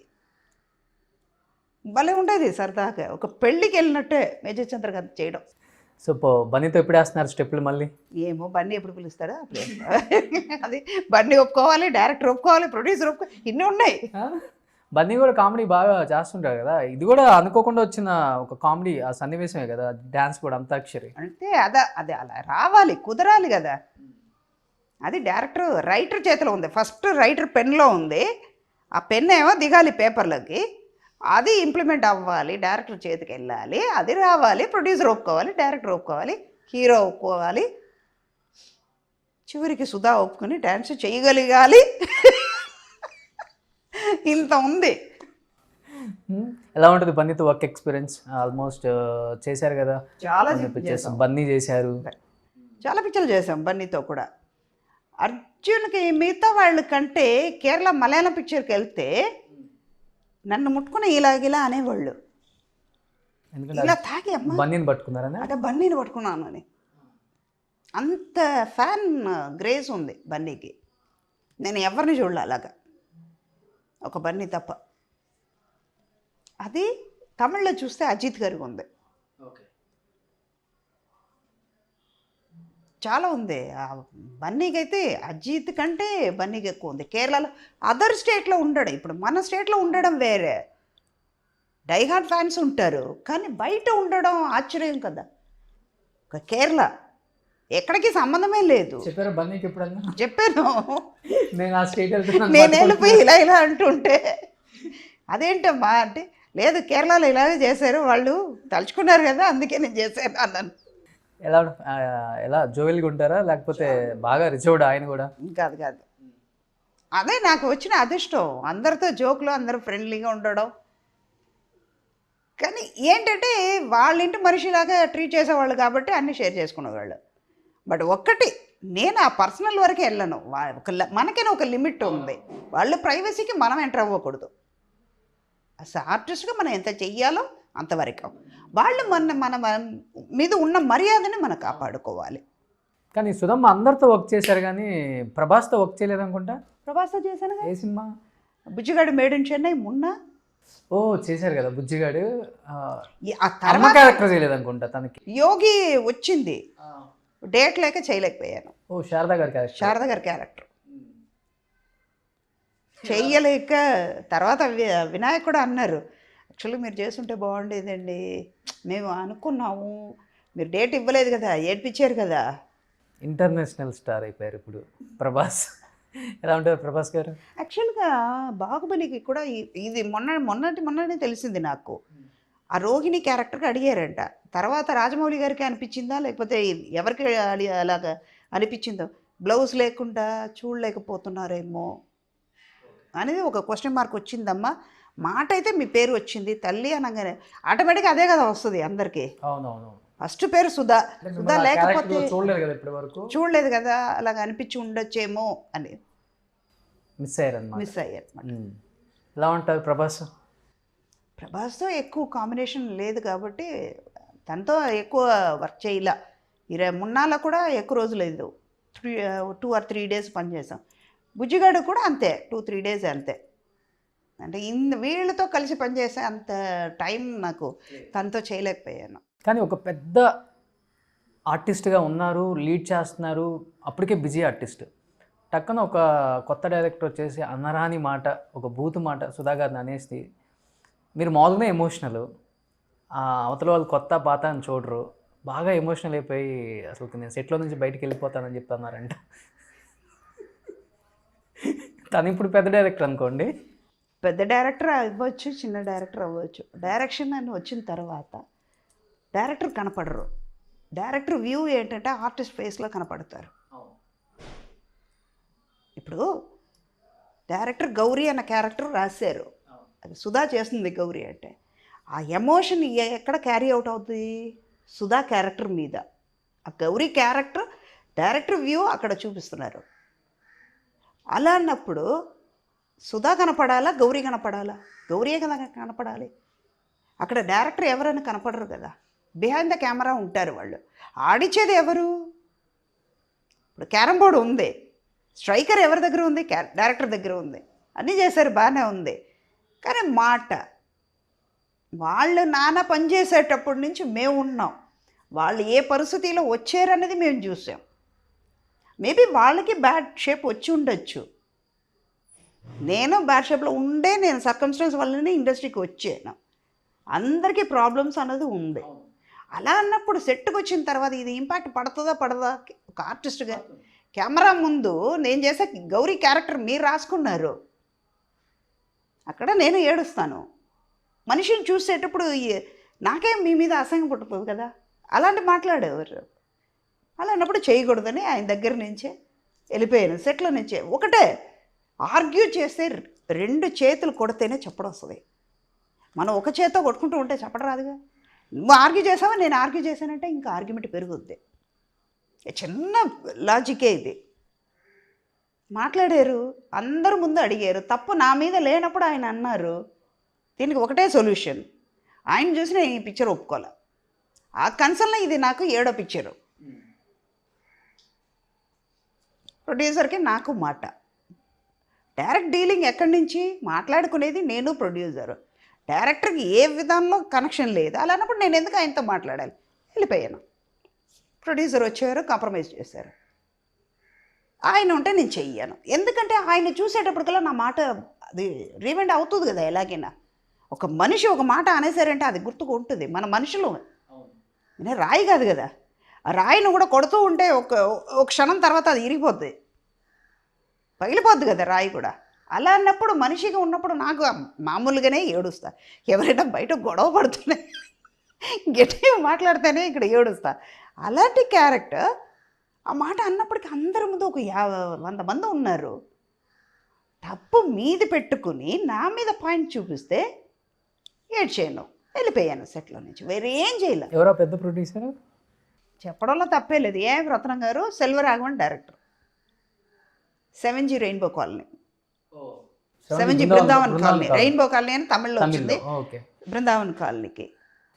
ధనుష్ వాళ్ళ బ్రదర్. ఆ తర్వాత ఆడవాళ్ళు మాటలకు అర్థాలే వేరు, అది అడిగారు, నేను చేయనని చెప్పేసా. అశోక్ కుమార్ గారు ఫోన్ ఏమంటే మదర్ క్యారెక్టర్ అండి మీరు చేస్తే బాగుంటుందండి, మీరు చెయ్యండి. సెల్వరాఘవన్ అయితే నేను చెయ్యనండి, దయచేసి పిలవకండి.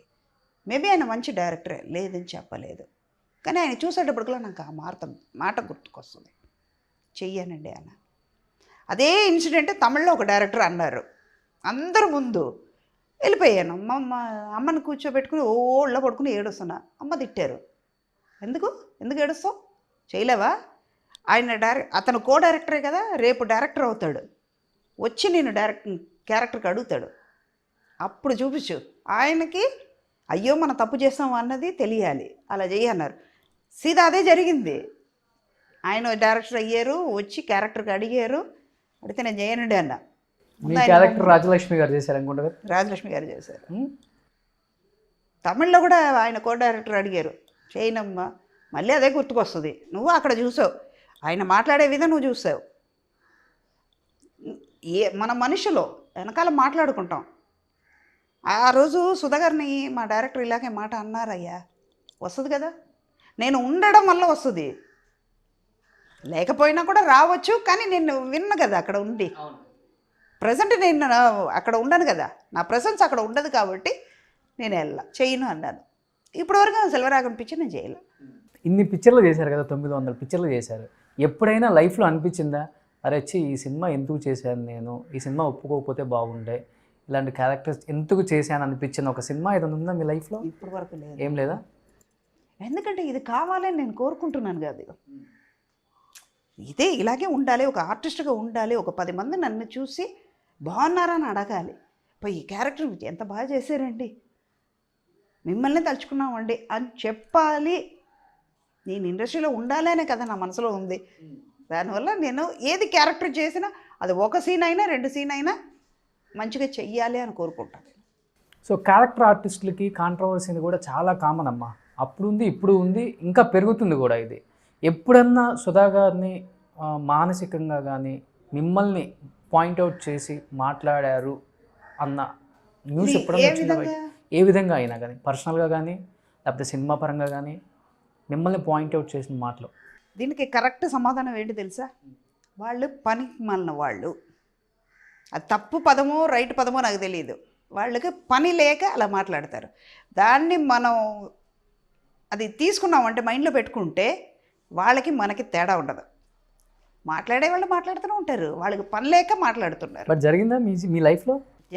జరగలేదు, జరిగినా కూడా కేర్ చేయను. ఇప్పుడు ఇందాక క్రిటిసైజ్ చేశారని చెప్పాను కదా 2-3, అప్పుడు కూడా అదే నేను అన్నా. నాలో ఉన్న పాజిటివ్నెస్ ఏంటంటే నా రికార్డు వాళ్ళకి లేదు కదా అని పొగరు. దానివల్ల నాకు వాళ్ళు నా ముందు చిన్నగా కనపడతారు,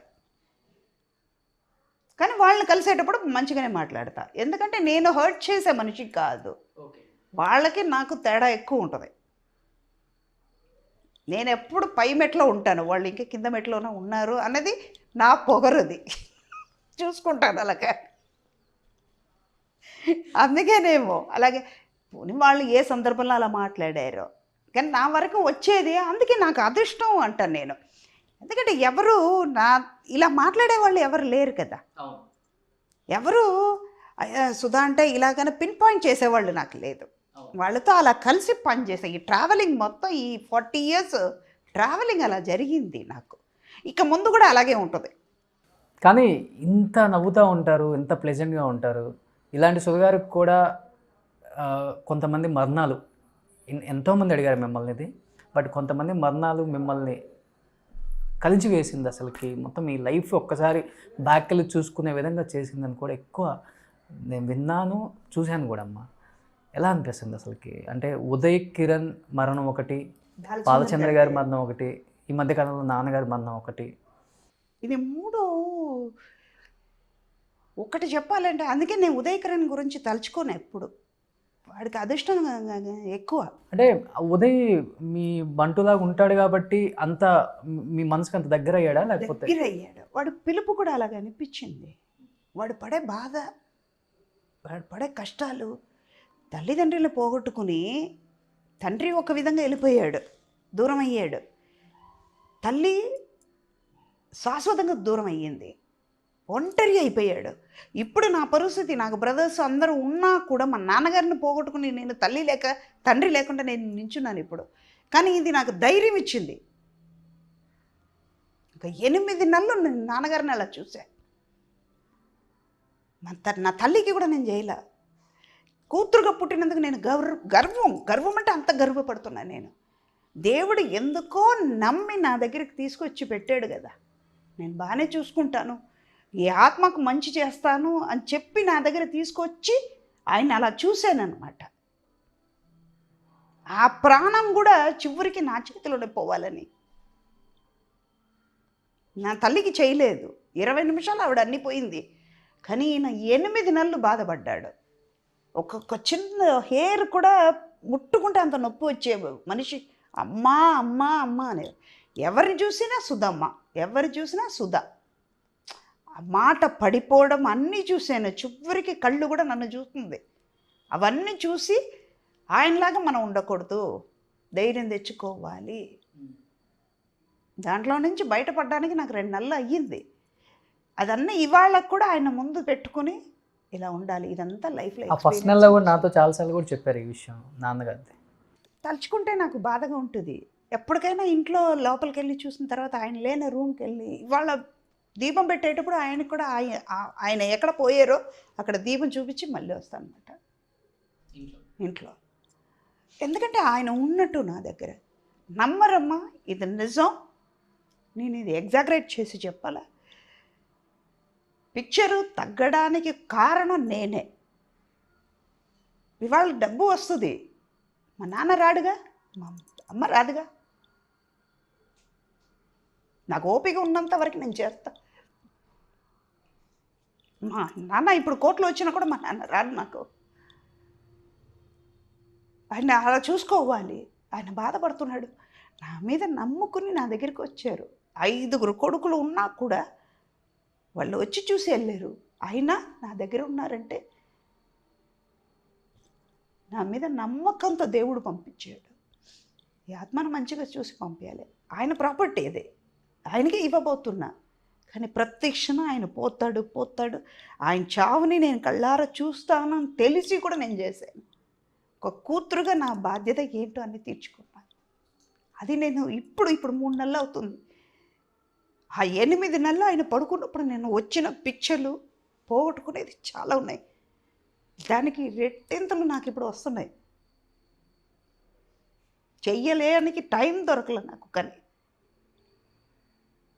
అయినా ఆయన బ్లెస్సింగ్ నాకు ఎప్పుడు ఉండాలి అని కోరుకుంటా. అది ఒక్కటి, అది పోదు. ఉదయ్ కిరణ్ సంగతి ఏంటంటే వాడిని నేను ఒకవేళ దత్తు తీసుకుని ఉంటే. అమ్మ అంటే ఇది చెప్పే ముందు ఒకటి, సినిమా ఆఫర్లు లేక ఉదయ్ చనిపోయాడంటారా, మానసికంగా ఇబ్బందులు పెడితే చనిపోయారంటారా?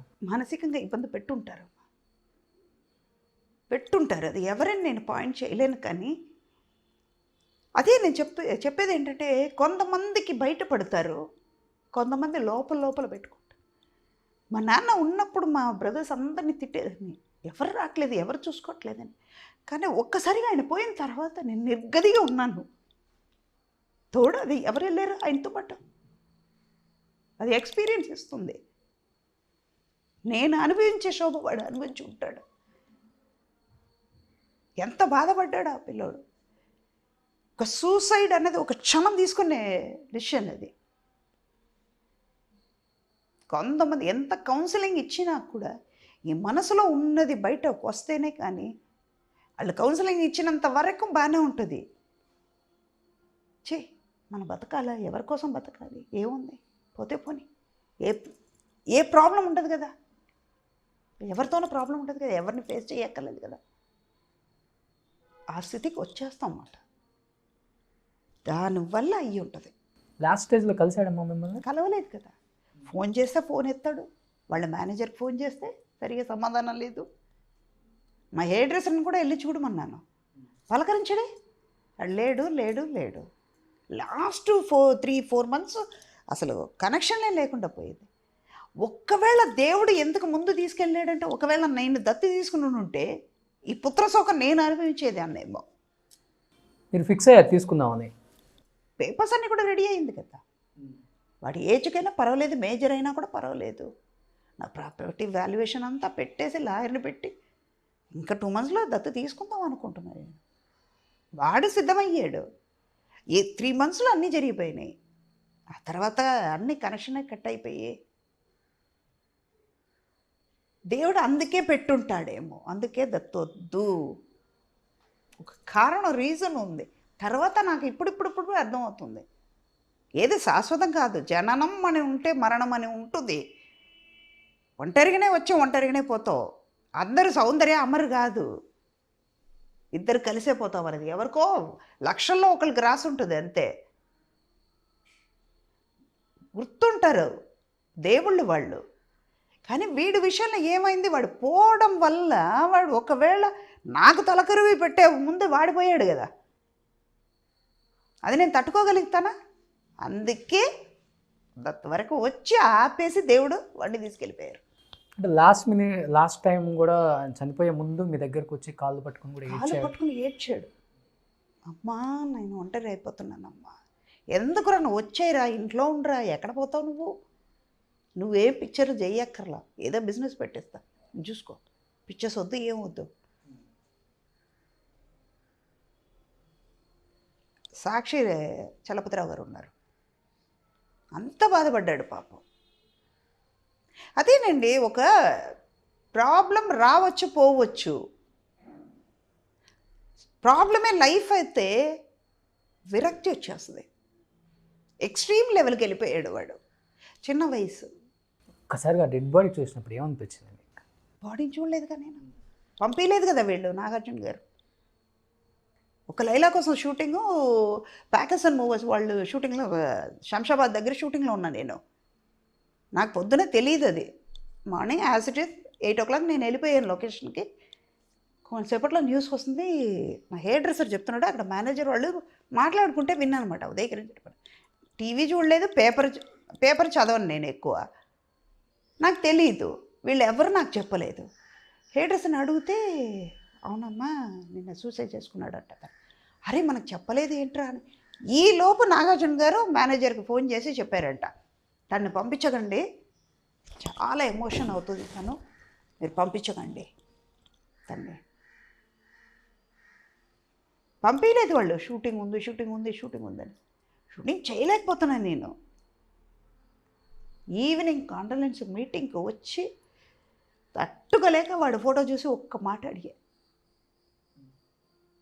ఇది మా మదర్ నేర్పించింది, ఏదైనా చెయ్యలేను అంటే ఎందుకు చెయ్యలేను అని ఒక మాట అడుగు, చెయ్యలేను అన్నది వెనకెళ్ళిపోతుంది, ఎందుకు అనేది ముందు నిలబడిపోద్ది, నీకు చేస్తానని వచ్చేస్తుంది. వాడిని ఒకే మాట అడిగా, ఎందుకు చావాలనిపించిందిరా నీకు? వాడు ఎందుకు చావాలని అనుకుని ఉంటే బయటకు వచ్చేవాడు కదా, వాడికి ఎందుకు అన్నది రాలేదు, చావాలి అన్నది మాత్రమే ఉండిపోయింది వాడికి. అప్పుడు మా నాన్నగారిది 87 years, ఆయన బాధపడ్డారు, అన్నీ చూసారు, వెళ్ళిపోయింది. ఆయన ఎప్పటికైనా ఈ బాధల నుంచి వెళ్ళిపోవాలనే కోరుకునేదాన్ని, బాధపడకూడదు అని అనుకునేదాన్ని. ఎందుకంటే ఆయన హెల్త్ ఇష్యూ, ఇది ఏజ్. కానీ వీడిది అలా కాదు కదా. అలాంటిది బాలచంద్ర గారు ఏంటంటే ఒక్క క్షణం మనిషి కూర్చోడు, ఆయన అటు ఇటు తిరుగుతూనే ఉంటారు. అలాంటి వారు ఒక్కసారిగా హాస్పిటల్లో పడిపోతే ఆ మానిటరు, ఆ ట్యూబు, ఆక్సిజన్ పైప్ అన్నీ చూసేటప్పటికి తట్టుకోలేక నేను వచ్చాను అన్నమాట. నారాయణరావు ఫోన్ చేసి నేను ఏడుస్తున్నాను, చూడలేకపోతున్నాను మన సార్ని. ఆయన పరిగెత్తేది చూసాం. నాకు ఇవాళ నేను నడుస్తున్నాను, ఇవాళ నేను సంపాదిస్తున్నాను, నాకు నడక నేర్పించింది వాళ్ళే, ఈ ఇండస్ట్రీలో నడక నేర్పించింది వాళ్ళే కదా. ఆయన లేకపోవడం నాకు బాధే. ఇప్పుడు మిగతా వాళ్ళు వస్తున్నారు పోతున్నారు, ఆర్టిస్టులు చాలామంది పోతున్నారు, రేపు నేను పోతే కూడా చాలామందికి బాధ ఉంటుంది. కానీ మనలో బాధ పెట్టింది కొంతమంది. మా మదర్ది కూడా నేను పెద్దగా అనిపించలే, సడన్గా పోయారు, ఇది ఎలా తీసుకుంటామని కొన్నాళ్ళు ఉండింది. కానీ మా నాన్నగారిది అలా కాదు, ఉదయ్ది అలా కాదు, బాలచంద్ర కాదు, కళ్ళ ముందు చూశాను కదా వాళ్ళని, దాది ఎఫెక్ట్ బాగా. ఉదయకరణ అంటే ఏం చెప్తారమ్మ ఒక్కసారి? దేవుడికి తెలియాలి ఎందుకు అలాంటి ఒక క్యారెక్టర్ పుట్టించాడు, ఎందుకు అవన్నీ జరిపాడు, ఎందుకు అవన్నీ తీర్చాడు, సమాధానం వాడు చెప్పాలి. చాలాసార్లు అన్నారు బంటి నా కడుపును పుట్టాడు, ఉదయ్ నా కడుపును పుట్టలేదు అని. ఈ డైలాగు అసలు ఎంతమంది ఇది చేసిందో తెలుసు మాకు కూడా. అప్పుడు చూద్దాం నెక్స్ట్ జన్మ అన్నది నాకు వద్దు, ఇలాంటి వాళ్ళు పుట్టించవద్దు. చిన్న వయసులో నేను ఇప్పుడు కూడా నేను కంట్రోల్ చేసుకునేది ఒక్కటే, ఒకవేళ వాడిని దత్తు తీసుకుని ఉండుంటే వాడి చావు నేను కళ్ళలో చూడాల్సింది వచ్చి ఉంటుంది కదా. ఒక తల్లిగా నేను చూడలేను, ఇప్పుడే చూడలేను అన్నప్పుడు ఆ సిచ్యువేషన్ వేరే కదా. అందుకే దేవుడు అలా పెట్టాడు. మీది లవ్ మ్యారేజే కదమ్మా. ఇంత హోమ్లీగా ఉండే సుధమ్మకు కూడా లవ్ మ్యారేజ్. కొన్ని తప్పదు కదా, అన్నీ చూడాలి లైఫ్లో. ఎప్పుడు ఈ చీరలోనే ఉంటారా? ఎప్పుడన్నా అనిపించిందా జీన్స్లు ఇవన్నీ? జీన్స్ అవన్నీ వేసుకునేదాన్ని బిఫోర్ మ్యారేజ్.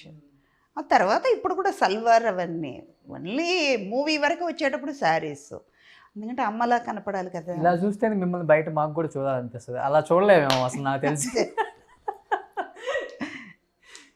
కానీ శారీలో ఒక అందం ఉంటుంది, ఎంత డ్రెస్ ఎంత కవర్ వేసుకున్నా కూడా. ఇప్పుడు నార్త్ ఇండియాలో కొని వాళ్ళ వాతావరణం బట్టి ఆ డ్రెస్ వేసుకుంటారు. మన ట్రెడిషన్ వైస్ సౌత్లో చూసుకుంటే అందమని చూస్తే శారీయే.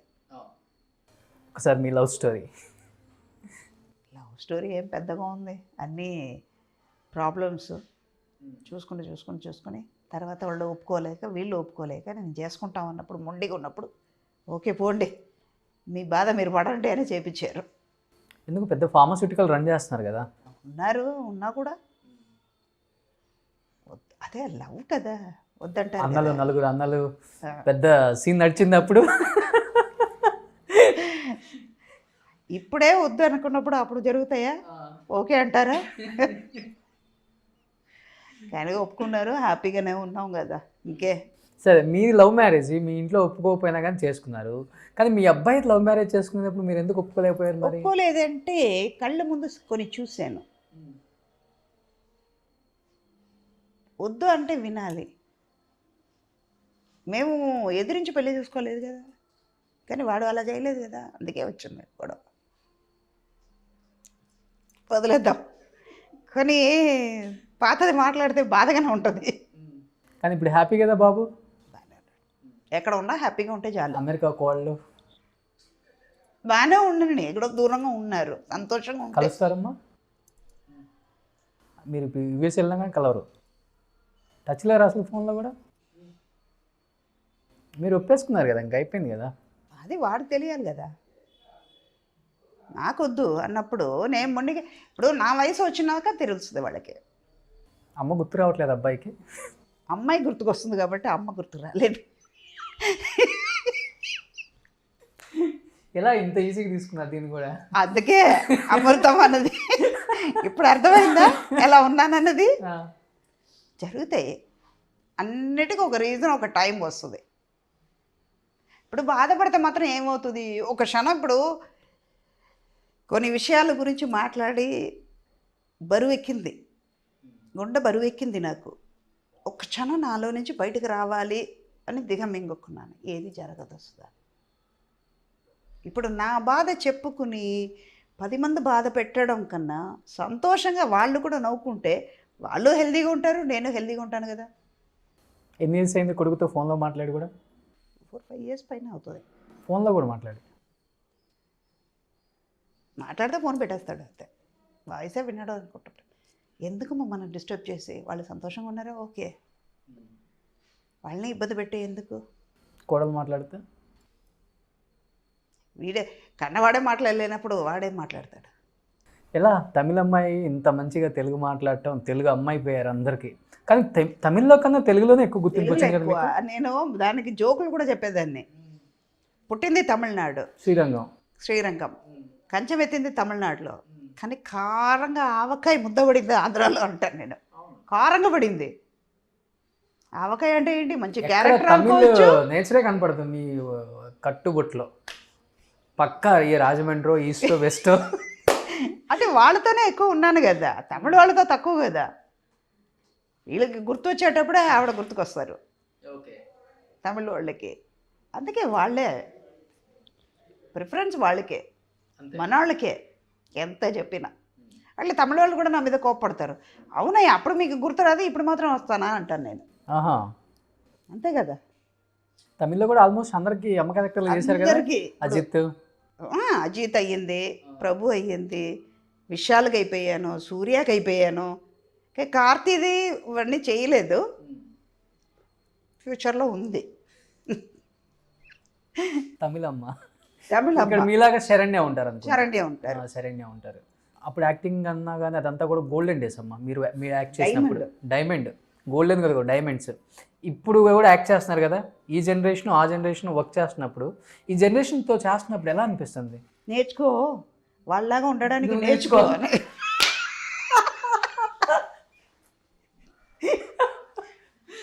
నేను కూడా వాళ్ళు అయినో చెప్పడానికి ముందే అయినో వాళ్ళు స్టైల్ లేకుండా చెప్తారు, నేను విత్ పర్ఫార్మెన్స్ చెప్తున్నాను, అదే డిఫరెన్స్. కానీ అన్నీ ఈజీ అయిపోయింది ఇప్పుడు. అవును, అన్నీ ఈజీయే. అప్పుడు పర్ఫార్మెన్స్ చెయ్యాలి, ఇప్పుడు చెయ్యక్కర్లేదు, అది ఒకటే తేడా, మిగతా అన్నీ సేమే. అంతేనా? సింగిల్ వాడే. ఎందుకంటే ఇప్పుడు తరంతో యాక్ట్ చేస్తున్నారు కాబట్టి, అంతా కావాల్సిన వాళ్ళు కాబట్టి, అందుకని ఎక్కువ మాట్లాడకూడదు. మాట్లాడచ్చు, వాళ్ళు ఏమనుకునేది ఏంటి, నా మనసులో ఉన్న వ్యూ నేను చెప్తున్నాను, వాళ్ళ గురించి నేను మాట్లాడలేదు కదా, మాట్లాడేది సుధా అన్న గురించి, క్యారెక్టర్ గురించే కదా. అంటే మీ దృష్టిలో అప్పుడు హీరోయిన్ అంటే వేరమ్మా, ఇప్పుడు హీరోయిన్ అంటే ఏం చెప్తారు? చాలేస్తుంది, చెట్టు చుట్టూ డాన్స్ చేయడానికి, 2 సీన్ చేయడానికి. అప్పుడు పెర్ఫార్మెన్స్ ఉంటేనే హీరోయిన్. ఇది మొన్నటి వరకు 2000 వరకు కూడా హీరోయిన్స్కి ఇంపార్టెన్స్ ఉండేది. ఇప్పుడు ఎక్కడ ఉంది? ఏ హీరోయిన్కి ఎప్పుడో ఒక నయనతార, ఒక అనుష్క, తమన్నా, ఓకే. ఇప్పుడు అనుష్క ఉన్నారు, అన్ని పిక్చర్లో అరుంధతిలాగా రాదు, బాహుబలిలాగా రాదు కదా, అన్నీ ఒకేలాగా ఉండదు కదా. ఎన్నాళ్ళు అదే బాహుబలి మేము చూస్తూ ఉంటాం, నాకు చేంజ్ కావాలి కదా. పొద్దున పులిహార తింటున్నాం. మీరు కూడా పులిహార బాగా తీసుకెళ్తారు సెట్. అయ్యో మళ్ళీ వచ్చింది పులిహార చేస్తాను. రేపు బిర్యానీ తినాలని ఉంటుంది కదా, ఎల్లుండి పెరుగన్నం తింటే పోద్దు కదా, 2 రోజులు హెవీగా తిన్నాం కదా, అదే కదా ఇది కూడా. ఇప్పుడు పులిహార చేశారా మళ్ళీ? ఏంటి షూటింగ్ అంటే డైలీ ఒక పులిహార, అందరికీ పెట్టడం పులిహార స్టోరీ. పులిహార అని కాదు, అన్నీ ఇష్టం, వంట చేయడం ఇష్టం. కొంతమంది నాకు హాబీ ఏంటంటే అడిగితే రీడింగ్ బుక్స్, ప్లేయింగ్ గేమ్స్ అంటారు కదా, నాకు అది రాదు, అదే చెప్తున్నాను కదా, ఆర్టిఫిషియల్గా చేయడం రాదు, అందుకు వంట ఇష్టం. పుట్టకత్త 6గురితో మధ్యలో పుట్టాను, ఇంట్లో 10 మంది ఉంటాం, అమ్మ నాన్న అమ్మమ్మ, పక్కన ఇంట్లో పెద్ద నాన్న, వాళ్ళకి 3 కొడుకులు, 2 సిస్టర్స్, పెద్దమ్మ, ఇక్కడి నుంచి అక్కడికి, అక్కడి నుంచి ఇక్కడికి అని ఉండేది కదా, చుట్టూ 20 మంది, ఒక రోజుకి పెళ్ళి వాతావరణమే ఉండేది ఇంట్లో. అలా అన్నప్పుడు మనం వెళ్ళే ప్రొఫెషన్ కూడా 50 మంది, 60 మంది, 100 మంది రోజు పెళ్లి భోజనం చేస్తున్నట్టే, అది మనం కూడా చేస్తే బాగుంటుంది కదా. చిన్నప్పుడు అదే వాతావరణం పెరిగాం కాబట్టి పెట్టడం, చేసి తీసుకెళ్ళడం, అంతే. సెట్కి రాగానే సుధా పులిహార తెచ్చిందా తీసుకురామని చెప్పండి అంటే 2 రోజుల ముందు జరిగింది నాన్న, ఎంతో కాదు. అవునా? మొన్న జస్ట్ 2 డేస్ ముందు బ్రహ్మానంద్ గారికి ఫోన్ చేస్తున్నా, ఎలా ఉన్నారు బ్రహ్మి అని. నేను ఇప్పుడు బ్రహ్మి అనే పిలుస్తాను, మాకు అలవాటు, అంటే వాళ్ళ ఫ్యామిలీ మన ఫ్యామిలీ ఒకటేలాగా ఉంటాం కదా, అంత చనువు ఉంటుంది కాబట్టి. ఏంటి బ్రహ్మి ఎలా ఉన్నారు అంటే బాగానే ఉన్నాను. ఏంటోరా ఇంట్లో పొంగల్ చేస్తున్నప్పుడు కల్లా నువ్వు గుర్తుకొస్తున్నావు, ఆ చిన్న ఉల్లిపాయ సాంబార్ చేస్తావే, ఎప్పుడు నీ చేత తిందామో అనిపిస్తుందిరా అన్నారని. జస్ట్ నిన్నగాక మొన్న జరిగింది ఇది, అలాగుంది. అలాంటప్పుడు వాళ్ళు చెప్పేటప్పుడు ఎంత సంతోషంగా ఉంది అది, అందుకే చేయడం. ఇప్పుడు అవన్నీ ఆస్వాదిస్తే చాలు, లైఫ్ గడిచిపోద్ది. ఇంకా ఎందుకు ఆ డేస్ అన్ని గుర్తు తెచ్చుకుంటేనే. తినొచ్చు, మంచిగా చేసుకుంటే మంచిగా ఇంట్లో తినొచ్చు, నలుగురు తినేటప్పుడు ఇంకా హాయిగా ఉంటుంది. ఇంకేంటమ్మా సుధమ్మ, ఇంకా నెక్స్ట్ ఏంటి సుధా గారు? మళ్ళీ ఎప్పుడులాగే అమ్మ క్యారెక్టర్స్తో తెలుగు ఇప్పుడు ఇండస్ట్రీలో సుమంత్తో ఒకటి చేస్తున్నాను, తర్వాత గ్యాంగ్ లీడర్ 2 మన మన మోహన్ కృష్ణ అని, నానిది కాదు, నానిది కాదు, నాని చెయ్యాల్సింది, అదేదో ప్రాబ్లం వచ్చిందని మోహన్ కృష్ణ అని ఒక అబ్బాయి తీసుకున్నాడు. అది చిరంజీవి గారు డై హార్ట్ ఫ్యాన్ అంట అబ్బాయి. ఓకే. తనే చేస్తున్నాడు, ఒక 60% అయిపోయిందంట, అదొకటి చేస్తున్నాను. తమిళ్లో ఒకటి తిరువాళర్ పంచాంగం అని ఒకటి చేస్తున్నాను. సైమల్టేనియస్లీ ఇంకా కొత్తగా ఒక 2 సీరియల్ మొదలుపెట్టా. చూద్దాం అది కూడా ఎలా ఉందని. ఇందాక చెప్పాను కదా, ఒకరోజు పులిహార, ఒకరోజు బిర్యానీ, ఒకరోజు పెరుగన్నం అని. చూద్దాం, మనం సీరియల్ చేసాం. బాలచంద్ర గారు వాళ్ళందరూ, నేను తమిళ్లో ఒక 25 సీరియల్ చేశాను, మంచి పేరు ఉంది. ఇప్పుడు ఉన్న వాళ్ళతో ఇందాక ఎలాగా అన్నారే, అది కూడా నేర్చుకోవాలి కదా. ఇప్పుడు ఉన్న సీరియల్ ఎలా ఉంటుందని తెలియాలి కదా అని సీరియల్ కూడా చేస్తున్నాను.